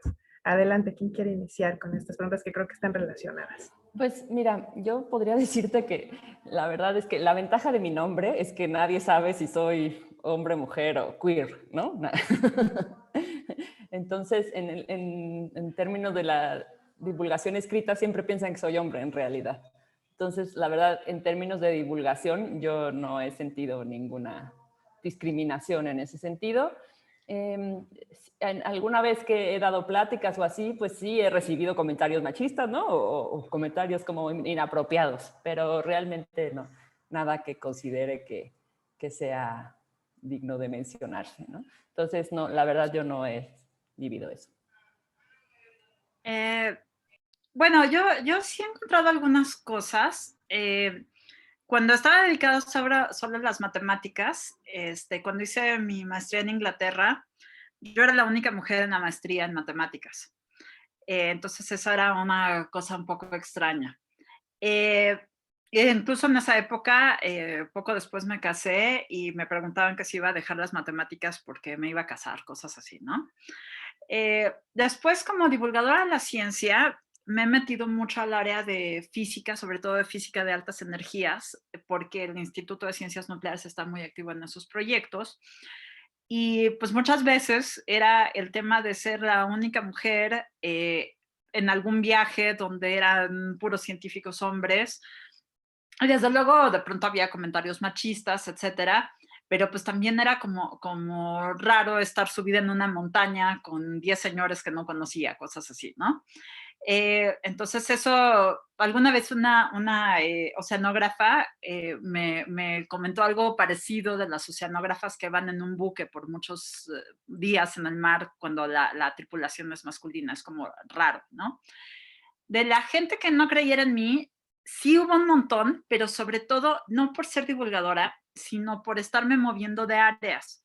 O sea, yo empecé con matemáticas, luego seguí con letras, luego con filosofía, y luego brinco de una cosa u otra, y entonces vuelvo loca a la gente y me dicen, siempre el comentario es, ay, pero nunca vas a conseguir trabajo así. Hasta hace poco tiempo, esto de la interdisciplina, la transdisciplina se volvió algo así muy, muy cool, ¿no? Ay, es que trabaja en interdisciplina. Pero por muchos años veían mi CV y decían, bueno, pero es que esta mujer, ¿qué hace? ¿No? Entonces eso, pues sí, me trajo muchísimos comentarios negativos de gente que pensaba que debía seguir una sola línea en la academia. Pero eso, por suerte, ya se ha acabado en los últimos años y en lugar de ser una cosa en contra, se ha vuelto una cosa en favor. Bueno, comentar sobre si he tenido alguna dificultad, si he sido descalificada por ser mujer. Profesionalmente, la verdad es que no. Yo estudié siempre en grupos donde la mayoría eran hombres y trabajaba con ellos y muchos han sido y son excelentes amigos. Donde sí he tenido más dificultades es en puestos directivos, porque muchos hombres toman muy mal que les dé órdenes una mujer. Y eso evidentemente genera una fricción y requiere un cierto trabajo, pues como decía que en algún momento yo diría que sociológico y psicológico para. Sin embargo, son retos que yo siento que logré superar, sobre todo con un estilo personal, porque yo no tengo un estilo autoritario, sino tengo un estilo construido de una manera diferente, que muchas veces logró conquistar el respeto de mis colegas. Por ejemplo, pues yo tenía una excelente relación con el sindicato, lo cual no es, y la sigo teniendo todavía con gente que trabajaba conmigo en la Dirección General de Divulgación de la Ciencia, pero no están acostumbrados a directoras mujeres. Esto es una nueva forma de tener una relación, ¿no? Y como anécdota contaré un elogio que recibí de un colaborador una vez que dejé una dirección porque terminó mi periodo y me dijo, yo nunca había tenido una directora mujer y ahora que la he tenido, quiero decir que prefiero a las mujeres directoras. Bueno, una vez dicho eso, creo que en los puestos de dirección sí hay mucha dificultad, mucha más dificultad para las mujeres. Muchas gracias, Julia. Ahora Vivi Bouchain nos dice, hola, felicidades, soy bióloga y les comparto que mi interés actual es la inclusión y la divulgación científica en lengua de señas mexicana. ¿A quién me recomiendan dirigirme? Yo tengo entendido que hay un instituto que, bueno, déjame que me remita al tema de Universum. En la época en que yo dirigía la Dirección General de Divulgación de la Ciencia, se hizo toda una campaña para que el museo fuera incluyente. Por ejemplo, se pusieron todas las cédulas también en braille, aunque luego me enteré que el braille no es muy común, porque el braille es como el acento en los idiomas, lo tienes que aprender muy chico. Si te quedas ciego después de una cierta edad, tus dedos ya no adquieren la facilidad para distinguir. En fin, es una cosa compleja, pero se pusieron todas las cédulas también en braille para que. Y luego se hicieron toda una serie de grupos y se capacitó a un grupo de anfitriones, que así se llaman, los estudiantes que reciben a las visitas en Universum para poder recibir con lenguaje de señas mexicano, que de hecho ahí aprendí que inclusive una cosa muy interesante es que cuando cambias de idioma en señas puedes tener acento, igual que tienes acento cuando hablas inglés, puedes tener un pequeño acento como mueves la mano, es maravilloso, es todo un mundo. Y era una escuela la que daba los cursos de capacitación. Existe una escuela dedicada a esto. Déjame que busque esa información y se la mando a Carla para que te la haga llegar. Pero sí Claro que existe. sí. Es todo un movimiento y me da mucho gusto que lo toques porque justamente todo el tema de la divulgación de la ciencia es que sea incluyente. Y si estás de alguna manera no considerando todas las diferentes formas que tenemos los seres humanos, pues deja de ser incluyente. Entonces es un punto muy, muy importante. Voy a buscar esa información y se la mando a Carla. Sí, todo lo que nos manden, todas las dudas, todas las preguntas, se las pasaremos a nuestros ponentes para que nos ayuden a responderlas y seguir en contacto, ¿no? No se preocupen. Yo tengo una experiencia con una Adelante. alumna de la maestría en educación media superior. Ella hizo justamente ella tenía esta misma, digamos,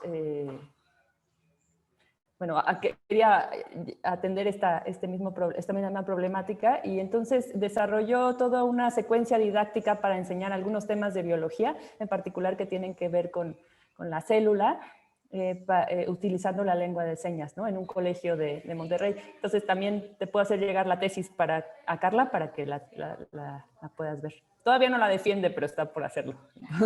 Okay. Muchas gracias.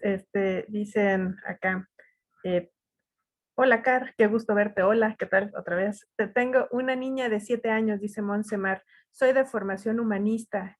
¿Qué sugerencias me pueden dar para que se interese en la ciencia? No es que no tenga interés, pero siento que me faltan conocimientos y herramientas. Gracias. Julia. No, Gaby, adelante, adelante. Bueno, yo le quiero recomendar que se acerque a los institutos, al Museo de Ciencias, a la UNAM, a la Facultad de Ciencias, porque hoy en día hay una enorme variedad, hay muchísima oferta de actividades, de talleres, de eventos para niñas y niños que quieran acercarse a la ciencia. Desde luego está el programa Adopta un Talento, Pauta, en el que yo también he estado cerca, en el que se impulsan niños talentosos para la ciencia. Y más en el día a día, bueno, mi hija es más chiquita, tiene 4 años, pero una cosa que yo hago todo el tiempo es, uno, contarle historias de mujeres científicas, porque ahora hay cuentos sobre mujeres científicas, los encuentran en internet. Entonces, un día es la historia de, no sé, Jane Goodall, otro día es la historia de Ada Byron. Hay en internet sitios como The Dad Lab y muchos otros, y también hay sitios en Universum donde hay videos con experimentos científicos para niños. Entonces uno puede hacer cosas muy simples con bicarbonato, con colorante vegetal, con maicena, que emocionan muchísimo a los niños. Y bueno, pues uno puede también leer divulgación y contarles las cosas. Hay muchas maneras de acercarlos y una de las maneras es acercándose a uno mismo y después involucrándonos en esto. Yo iba justamente a mencionar a Pauta, programa Adopta un Talento, que hoy en la tarde tiene toda la tarde dedicada a actividades para niñas y niños por el Día Internacional de la Mujer y la Niña en la Ciencia. Lo puedes encontrar en internet, simplemente creo es www.pauta. Bueno, lo voy a escribir en el chat para que seguro les llegue. Y ahí puedes ver ejemplos. También en la página vienen talleres y hay mucho material muy bueno. Efectivamente, hay muy buenos libros, hay muchos juegos didácticos. Es realmente un tema de seleccionar adecuadamente, pero finalmente lo que importa no es tanto lo que tú sabes, sino tu actitud. El que tú estés interesada y abierta, eso es lo importante. Eso es lo que hace que alguien se interese en la ciencia.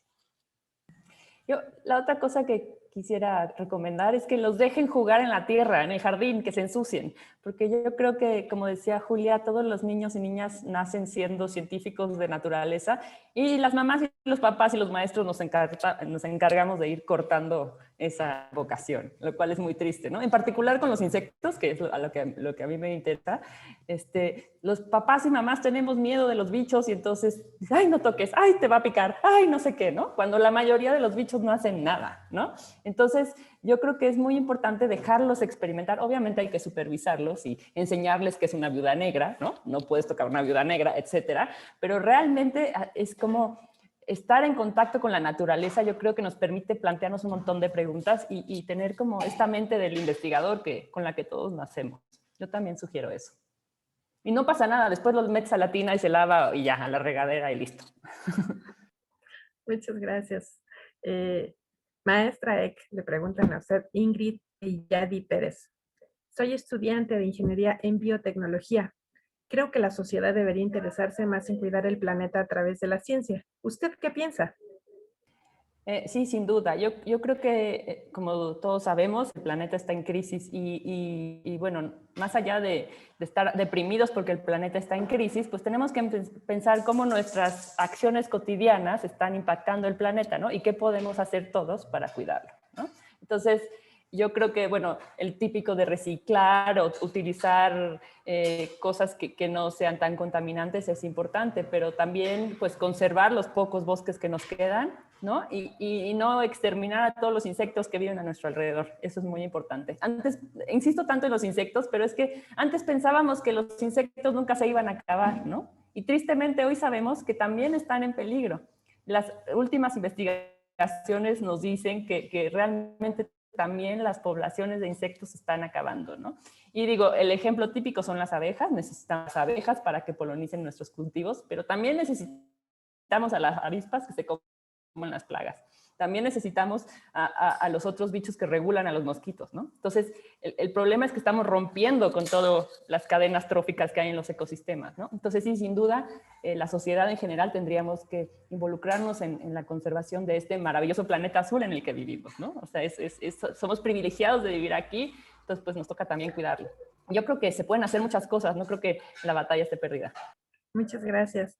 Augusto Ori Bioluminiscente dice, hola, las felicito por su gran labor. Yo soy biólogo, me gustaría empezar a sembrar el gusto por la ciencia en mi sobrina de 5 años. ¿Qué me pueden recomendar para lograrlo? Creo que ya contestaron esa un poco anteriormente. Voy a pasar a otra, pero si da tiempo regresamos a esta para más consejos. Y dice Marbella Méndez, ¿de qué murió Marie Curie? Porque ahí nos dijo que había algo, ¿no?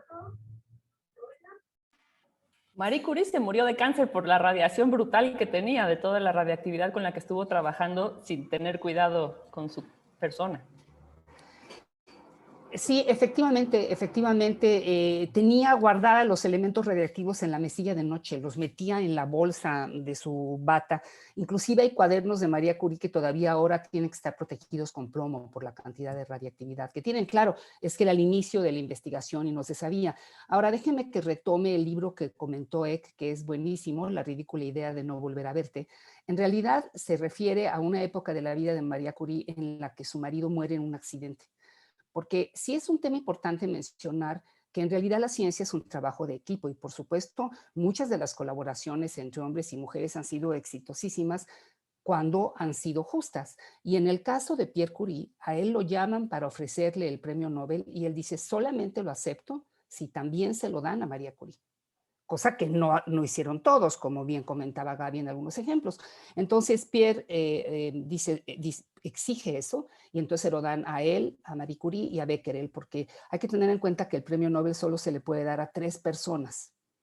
Y bueno, pues en el caso de ellos alcanzó perfecto. En el caso del ADN fue un poco más complicado, pero además esta mujer, Franklin, desafortunadamente muere muy joven y ya había muerto cuando se da el premio Nobel. Pero bueno, de todas maneras faltó ahí un reconocimiento. Entonces, Pierre Curie muere en un accidente y en este libro maravilloso ella habla de su trabajo, ¿no? De su pasión por la ciencia y del amor por Pierre Curie, porque finalmente la vida es una combinación de todo, ¿no? No, desde luego hacer ciencia es muy importante, pero hacer vida también lo es, ¿no? Todo va unido en un paquete. Sí, es un gran libro que estoy de acuerdo contigo, que yo también recomendaría. Inclusive el tema del libro es que los dos grandes momentos de la vida son el nacimiento y la muerte, ¿no? Y son las dos fechas que marcan y definen lo que sucede. Así que sí, muy recomendable. Pero sí murió efectivamente de efectos de la radiación de leucemia. Muchas gracias, maestra. Mariana Rendón, retos como mujeres, un reto como mujer, nada más nos dice eso. Le pediría a Mariana si nos puede mandar la pregunta completa o si es retos como mujeres en su vida personal o algo así. Les mandan saludos desde Honduras, Larisa Sandoval, Lupita Servín, Elvia Gallegos, Vani Garduño. Pienso que muchas veces la ética con la religión frenan mucho el avance y la evolución de la ciencia. Y Melanie Álvarez Valdés dice, ¿cuáles serían sus recomendaciones para aquellas personas que tal vez no tienen o han tenido un entorno rodeado de ciencia como algo lejano, pero desean aprender ciencia y hacer ciencia?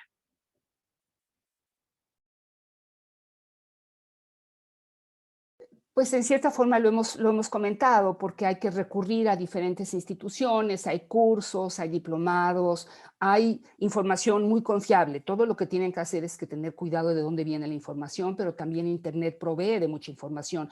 O sea, no es como en la Edad Media, que para poder tener acceso a un libro tenías que ser fraile o monja, porque estaba todo recluido en algún lugar. Ahora la información está al alcance de absolutamente todo mundo. La cosa es simplemente escoger qué se tiene qué es lo que conviene hacer.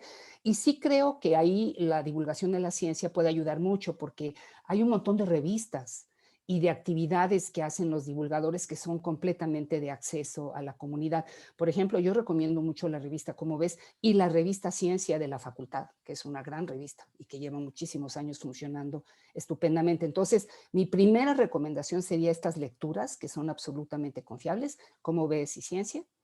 Y creo que, por supuesto que la ciencia está al alcance de todos y qué bueno que se tenga ese entusiasmo y se puede lograr. También hay películas muy buenas y series muy buenas, en fin, la cosa es nada más escoger lo adecuado para que no te vayas con algo que sea pseudocientífico y no termines metido en alguna cosa rara, ¿no? Pero fuera de eso, creo que hay mucha información.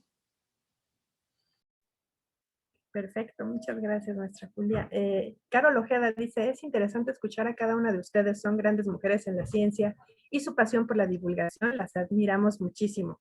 Iván Ortiz, ¿qué recomiendan para combatir la misoginia y las dificultades para las mujeres en las áreas de comunicación o divulgación de la ciencia en la UNAM? Bueno, yo estoy muy contenta con la coordinación de estudios, de investigación y estudios de género, de igualdad de género. Creo que está haciendo una gran labor y bueno, está arrancando, ¿no? Y que creo que se va a notar mucho su efecto en la universidad. Y una de las áreas en las que está incidiendo, que va directo a contestar tu pregunta, es que se está pidiendo que en todas las carreras y que en todas todos los estudios que la UNAM ofrece, se incluya una materia de perspectiva de género. Y que en todas las comisiones dictaminadoras, en todas las comisiones evaluadoras, en todas las comisiones que toman decisiones en la UNAM, haya una búsqueda de posiciones paritarias, de opiniones repartidas, de diferentes visiones incluidas en la comisión. Creo que la presencia de la coordinación sí va a marcar un hito en la universidad en el cambio de actitud en el tema de misoginia. Yo solo quería agregar que este es un problema, el tema de misoginia y machismo, pues no solamente está en el ámbito de la ciencia, sino en todos los ámbitos. Ahora hay movimientos feministas en todo el mundo que están tratando de combatir eso, y creo que pues es cosa de que todas y todos aprendamos sobre estas cosas, sobre las cuestiones de género, sobre otras maneras de relacionarnos. digamos, a mí me ha tocado, como ya habíamos hablado, ¿no? Comentarios machistas, completamente fuera de lugar en ámbitos laborales. Bueno, pues hay que empezar a combatir, a marcar, oye, esto no está bien, esto no es algo adecuado en estos ámbitos. O sea, tenemos que cambiar las dinámicas diarias en muchos aspectos de la vida. Y creo que no solamente en la ciencia, sino en todo. Sí, abonando Perdón, un me poco faltó decir una cosa muy importante. Carla, tú estás en la Comisión de Género. Así El es. hecho Así de que es. cada institución en la UNAM ahora tiene una comisión de género. Yo estoy en la comisión de género de mi instituto. Es decir, las comisiones de género más la coordinación de igualdad de género sí marca una diferencia muy grande en la vida institucional. Perdón, nada más quise incluirte, Carla, porque justamente la comisión de género está organizando esto. Muchísimas gracias. Sí, estamos súper emocionados porque realmente, como ustedes dicen, esto es un parteaguas en la universidad, el que ya existe una coordinación, el que se nombren ciertas cosas que antes estaban pues en secreto o que todo el mundo sabíamos, pero no se decían. Es bueno empezar a nombrar las cosas, es bueno que haya presencia de todos, que tengamos las mismas oportunidades, que no se nos relegue solo por tener asociado un sexo o un género. Es muy bueno. Me parece excelente y este tipo de espacios son justamente para ello. Y aquí hago un paréntesis y les quiero decir, justamente porque me la acaban de recordar, que en la Facultad de Ciencias próximamente estamos a ya nada de estrenar una nueva materia, una asignatura optativa en materia de género, justamente que es para toda todos los estudiantes. Estamos ya, esperemos que el Consejo Técnico lo apruebe, y también un curso de género para profesores, que también está próximo a salir, las cuales pues, nos han llevado mucho tiempo, pero afortunadamente hemos avanzado en este sentido, y pues hacerles la invitación a todos los estudiantes que vamos a tener esta materia que muy probablemente se llame Ciencia, Diversidad e Inclusión. Y son nuevas propuestas y es como un ejemplo de lo que se ha avanzado en este sentido en la Facultad de Ciencias y no solo en ciencias, en economía, en filosofía, en ciencias políticas, y me da muchísimo gusto pertenecer ahora a esta comisión de equidad. Yo soy la coordinadora de la comisión en la Facultad de Ciencias y por eso estamos tan emocionados de tenerlas a ustedes, que son un ícono en la divulgación de la ciencia y que además las adoran en las redes. Tengo que decirles que tienen muchísima gente que las sigue y les dice las amísimo. Aquí hay un comentario de alguien que dice las amísimo, eso me dio muchísima curiosidad de ver. Son mis heroínas, Tania Garduño, ella dice las amísimo, gracias por seguirnos inspirando, son las mejores. Vanessa Leal, mujeres como ustedes, qué orgullo y motivación. Lupita Ángeles, son un orgullo. Adriana Delgadillo, saludos en especial a Julia. Lupita Ángeles, felicidades por tanto. Wendy Aro dice ídola, ¿no? Y así tenemos muchísimas cosas. Entonces, le doy la palabra a Ek para que sigamos con esta charla tan Sí. buena y tan enriquecedora. Solamente me gustaría recalcar esta parte de que los cursos no solamente deberían ser para los estudiantes, sino también para los profesores y para los investigadores e investigadoras, porque yo creo que ahí es donde está el cuello de botella, ¿no? O sea, estamos cambiando como sociedad y prácticas que antes eran vistas como algo normal, hoy se sabe que son completamente inapropiadas y que no deben de ocurrir, ¿no? Entonces, aunque pareciera sentido común, no lo es. Entonces, por eso yo creo que es fundamental que estos cursos pues sean obligatorios para toda la gente que labora en la UNAM, ¿no?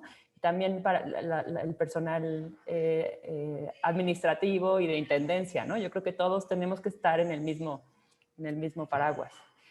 También en la Inés Morelia, donde yo doy clases, ahí también ya pues las clases de género han sido habituales desde hace varios semestres y bueno, obviamente no es un camino en línea recta, ¿no? Hay muchas posibilidades de hacia dónde se tiene que abordar, pero yo creo que lo importante es que todos lo discutamos y que se ponga sobre la mesa y además hay que denunciar.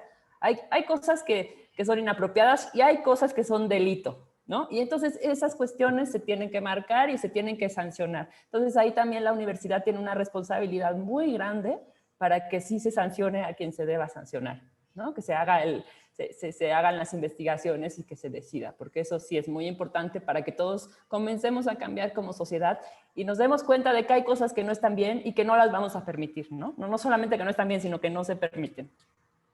Totalmente de acuerdo, es que este es un cambio cultural el que estamos viviendo y como siempre estos cambios pues tardan años. Eso no quiere decir que no empecemos con algo, y creo que estamos dando estos pasos para llegar a tener una cultura donde incluyamos a todos y que sea dentro de un ambiente no violento, sobre todo en la universidad, ¿no? Ahí tenemos otra pregunta de José Galaví. Dice, la diferencia numérica entre hombres y mujeres en ciencias es aún más grande en el área físico-matemática. ¿Qué se podría hacer en los diferentes niveles educativos para reducir esta brecha? ¿Los niños y las niñas necesitan estímulos diferentes o solo es que a las niñas se les suele sesgar fuera de ese ámbito y a ellos no? Sí, efectivamente, es en físico, matemáticas, ingenierías donde sigue habiendo una gran brecha, porque de hecho en biología no es tan grande, en medicina, como ya mencionamos, es prácticamente 50% y también en sociales y humanidades está muy cerca de la paridad. Es en físico, matemáticas, ingeniería donde hay más diferencia, porque es donde también hay más prejuicios de que no es una cosa femenina, de que no es algo que las niñas tengan que hacer. También en cómputo hay una brecha gigantesca, hay muchos más hombres que hacen ciencia computacional que mujeres. Entonces, sí se requiere de una campaña especial. De ninguna manera es porque los niños y las niñas tengan intereses, son igual de creativos e están igualmente interesados en la ciencia, pero efectivamente sí puede haber ejemplos que sean más atractivos para unos que para otros, porque sí hay una forma de ver las cosas que puede tener que ver con el sexo. Por ejemplo, leí un artículo que seguro te encantaría, de que los pájaros hembra sí pueden cantar.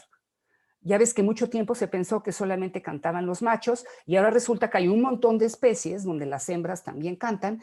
¿Y quién creen ustedes que investigó eso? Pues mujeres ecólogas, porque a los hombres ni siquiera se les había ocurrido. O sea, no era discriminación, sino que daban por hecho, les parecía normal que solo cantaran los machos, ¿no? Entonces, sí hay una visión que puede tener que ver con el sexo y tenemos que estar abiertos a esos. Eso no es discriminación. Es simplemente entender la diversidad, porque también tiene que ver con la etnia, tiene que ver con muchas cosas, con de dónde vienes, ¿no? Por ejemplo, se ha estudiado mucho de eso en los museos. Inclusive el colorido de los equipos es cultural. Hay colores que a ciertos niños les atraen más que a otros. Entonces sí amerita hacer un estudio de intereses culturales, de género, tal, para que seamos todavía más cercanos cuando hacemos ciencia. Pero lo principal para fomentar la participación de las mujeres es no desanimarlas, porque el gran problema es que las desaniman. Les dicen, eso no es para niñas, las niñas. Yo hay un ejemplo que me gusta contar una anécdota. Cuando mi primera nieta era pequeña, mi marido le compró un mecano de esos complicadísimos que arman cosas súper complicadas. Y cuando llegó a la caja a pagarlo, le pidieron el color del moño y él dijo, pues rosa. Porque a todas las niñas, eso no me dejarán mentir, les gusta el rosa. Luego pasan al negro, pero empiezan con el rosa. Entonces le dijo la vendedora, oiga, pero no me diga que le está comprando esto a una niña. Y mi marido le contestó, es que yo quiero una nieta ingeniero. Y había un montón de señoras en la cola y todas aplaudieron. Pero bueno, hay un prejuicio ahí tremendo. Entonces, tú puedes estar dirigiendo a tus hijos aún sin darte cuenta, ¿no? Y tienes que estar abierto, no desanimar. Y los maestros lo hacen mucho. Por ejemplo, han puesto cámaras ocultas en las clases y muchos maestros le dan más la palabra a los niños que a las niñas.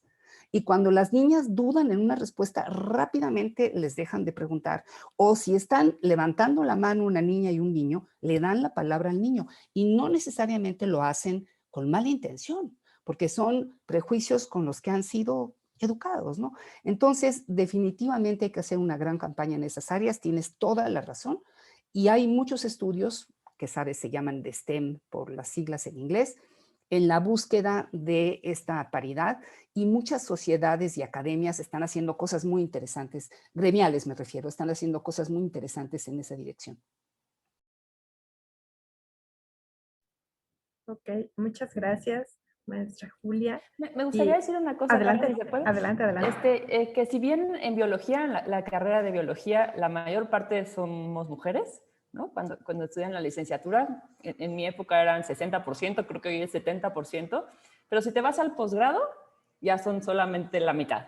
Y si te vas al postdoc, es como el 25%. Y si te llegas a las investigadoras, es como el 30%. Entonces, o sea, si bien es cierto que que a lo mejor no hay un desaliento para ingresar a la carrera. Durante la carrera académica sí hay problemas, ¿no? Y que yo creo que tienen que ver con la cuestión de la maternidad y la poca compatibilización entre la vida cotidiana y la ciencia, ¿no?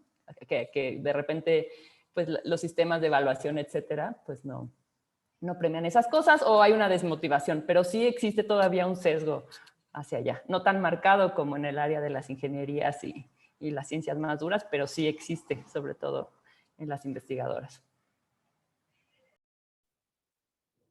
Muchas gracias. Giovanna Ortiz dice, soy estudiante de ingeniería en biotecnología, perdón. He sabido que los estudiantes pasan por dificultades o momentos de estrés a lo largo de su trayectoria. ¿Qué técnicas recomiendan para seguir estudiando y no perder la pasión por la ciencia?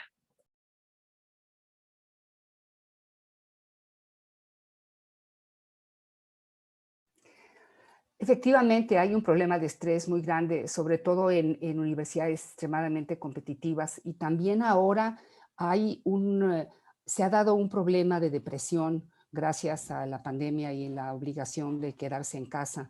Y sí, tienes razón, hay que buscar luchar este síntoma de depresión. En realidad, la depresión es uno de los problemas principales entre los estudiantes en todas las universidades, ¿no? Entonces, creo que no te tendría la respuesta porque es un problema muy complejo, pero es muy importante asumirlo y aceptarlo. Y creo que sí, como maestros, tienes la posibilidad de apoyar, ¿no? Tienes que estar pendiente de tus alumnos, tienes que darte cuenta de cómo se sienten. Por ejemplo, ahora, durante la pandemia, yo he hablado con muchos colegas míos que damos clase como yo, hemos tenido una atención personalizada con cada alumno, hemos buscado a cada alumno, le hemos preguntado cómo te sientes, cómo estás, y a lo mejor en la cotidianidad no lo hacemos tanto. Y yo creo que tenemos que estar como muy atentos a este tipo de síntomas que te puede dar la presión y el estrés. En realidad la vida es muy complicada, pero si tú logras refugiarte en el interés y la pasión de la ciencia, te da una protección. Te da una protección porque puedes llegar a ese lugar en el que estás a gusto, que es el lugar del conocimiento, ¿no? Pero de que hay un problema con la presión y con el estrés, sin duda, y que hay una gran responsabilidad de la universidad y de los maestros, también lo creo y hay que compartirla. Yo quiero agregar algo. En la vida académica hay muchos momentos de mucho estrés y yo creo que, como dice Julia, los maestros pueden hacer mucho para aliviarlo o acrecentarlo, ¿no? Entonces, desde el lado de los maestros tenemos que estar muy, muy conscientes de eso y tratar de ayudar a nuestros estudiantes. Es algo que le pasa a todo el mundo. Yo les quiero contar una anécdota de cuando estaba a punto de acabar mi doctorado. Pedí una licencia en mi trabajo que duraba 6 meses, entonces lo tenía que terminar antes de esos 6 meses. Tenía una niña de 1 año y estaba vuelta loca tratando de terminar. Me faltaban 3 páginas. Estaba muy bien, me faltaban 3 meses para que terminara la licencia y me faltaba muy poquito y el resto eran revisiones. Y un día me entró el estrés y le hablé a mi asesora, Ana María Sánchez Mora, y le dije, ya no puedo más, voy a dejar el doctorado porque ya no quiero hacerlo. Y Ana me oyó media hora quejándome por teléfono porque ya no podía, porque ya no me salía, porque me dijo, muy bien, Gaby, te vas a ir al cine, vas a descansar esta tarde, lo retomas mañana y cuando puedas me lo entregas. Pero tranquila. Me fui al cine, respiré y al día siguiente terminé las 3 páginas que me faltaban y lo acabé. O sea, eso es algo muy común. Los grados académicos, sobre todo los doctorados, a veces son espacios muy solitarios porque uno tiene que trabajar por periodos largos de tiempo en un problema específico. Pero si uno tiene guías adecuadas, sale. Si en lugar de eso Ana María me hubiera dicho, no, acabas ahorita y terminas y no te quiero ir así, lo dejo en ese momento. Entonces, creo que tenemos mucha responsabilidad como maestros. Desde luego, yo le agradezco infinitamente a Ana María y a los demás miembros de mi comité que fueron fabulosos, pero creo que uno tiene que aprender de esas experiencias y ayudar a los jóvenes. En esta época de pandemia yo he hablado con muchos de ellos. Un chico que ganó un premio hace poco redactando un premio de literatura, un chico de ciencia con el que hablé hace poco, me dijo, es que estoy deprimidísimo porque estoy encerrado en mi casa, porque no veo a mis amigos, porque no puedo seguir con mis clases. ¿Qué hago? Siento que se me acaba la vida aquí. Y bueno, ahí es donde uno puede decirle, no, mira, tienes todavía una vida muy larga, este es un ratito, después vas a continuar con tus estudios. Yo creo que la guía de los maestros es muy importante y pues hay que apoyar a los jóvenes ahorita. Y también, si me permiten añadir, pero también hay en los especialistas. O sea, es muy importante que cuando tengas una depresión, pues vayas al psicólogo. O sea, hay gente que se dedica profesionalmente a distinguir cuando es una cosa pasajera o cuando es un problema que requiere de atención psicológica o incluso de medicinas, ¿no? Entonces yo creo que no hay que echarlo en saco roto. Todos tenemos que ir al psicólogo alguna vez en la vida y es una maravilla realmente, como un profesional te puede ayudar a salir del bache en el que estabas. Entonces yo creo que pues se vale pedir ayuda. En casi todas las facultades de la universidad pues hay algún tipo de psicólogo con el cual uno puede asistir o de orientador y ellos te pueden dirigir a alguien más profesional y pues si no también dentro de en la Ciudad de México o en los diferentes estados pues también hay algunas dependencias de gobierno que pueden orientarte al respecto. Muchas gracias. José Galaviz dice un conversatorio muy inspirador. Catalina Stern, la directora de la facultad, yo también las admiro y las sigo mucho, les mando muchos saludos. Y tenemos la pregunta de, esperen un tantito, de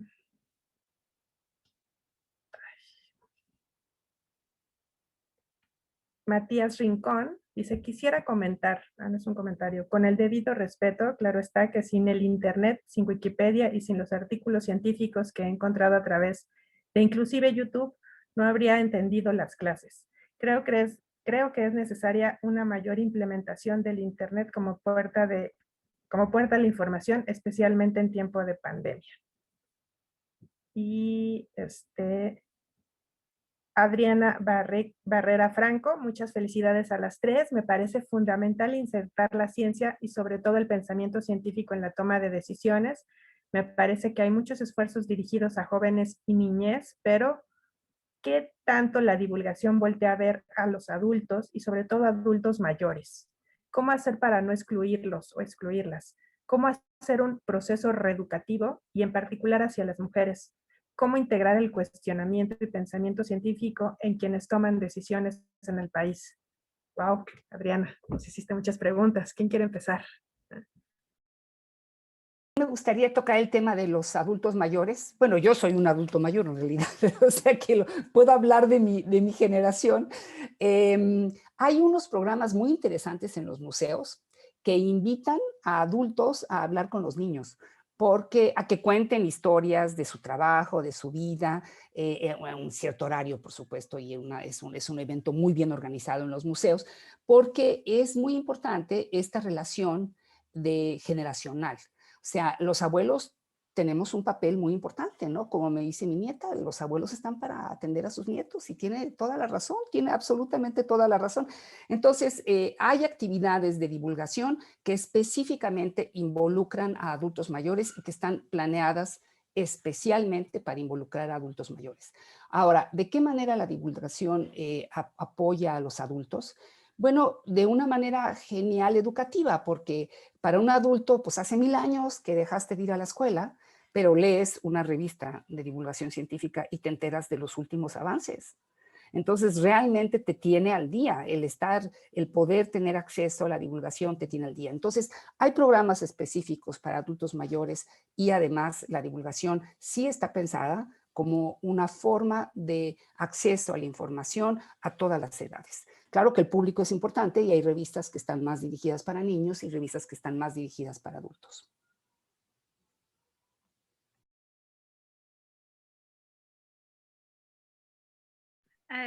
¿Yo puedo agregar algo? Claro. Yo creo que esto de los adultos mayores es una de varias facetas de la comunicación de la ciencia. Bueno, ya se está haciendo. Yo nunca he trabajado en un programa con adultos mayores, pero se ve gente que sí. Pero hay muchos ámbitos en los que tenemos que impulsar la divulgación de la ciencia para que sea incluyente, porque mucha de la divulgación se hace para niños o para jóvenes, cuando mucho, ¿no? A mí hay programas que me han interesado mucho, por ejemplo, gente que hace comunicación de la ciencia en comunidades rurales, en comunidades indígenas. Yo hice un curso muy interesante en el Centro Banff en Canadá y conocí a alguien que estaba haciendo divulgación de la ciencia queer, para gente que era de las comunidades trans, lésbico, gays, etcétera, etcétera. Entonces, yo creo que la divulgación es importante en todos los ámbitos y pues creo que tenemos que voltear a ver todos estos, pues muchas comunidades diversas.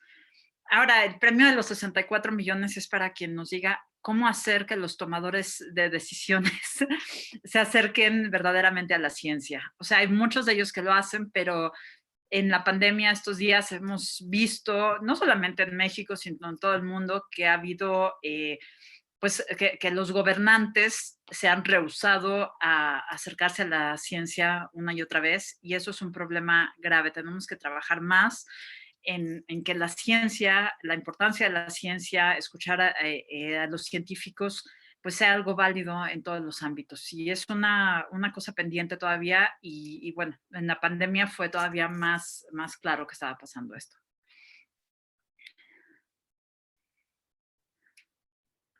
Muy bien, muchas gracias. Y pues para ir cerrando voy a leer una última pregunta y después de eso les pediría ya sus últimos comentarios para cerrar este conversatorio.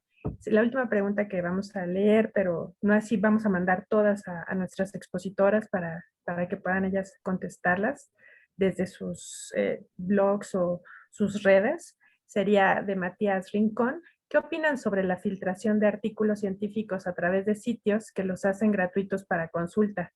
¿Está bien fomentar la accesibilidad a la ciencia, aunque sea extraoficialmente, entre comillas, o debemos apegarnos a la forma en que se distribuye la ciencia en nuestra actualidad? Yo opino que la ciencia debería ser más gratuita y accesible si pretendemos que en México esta tenga más alcance.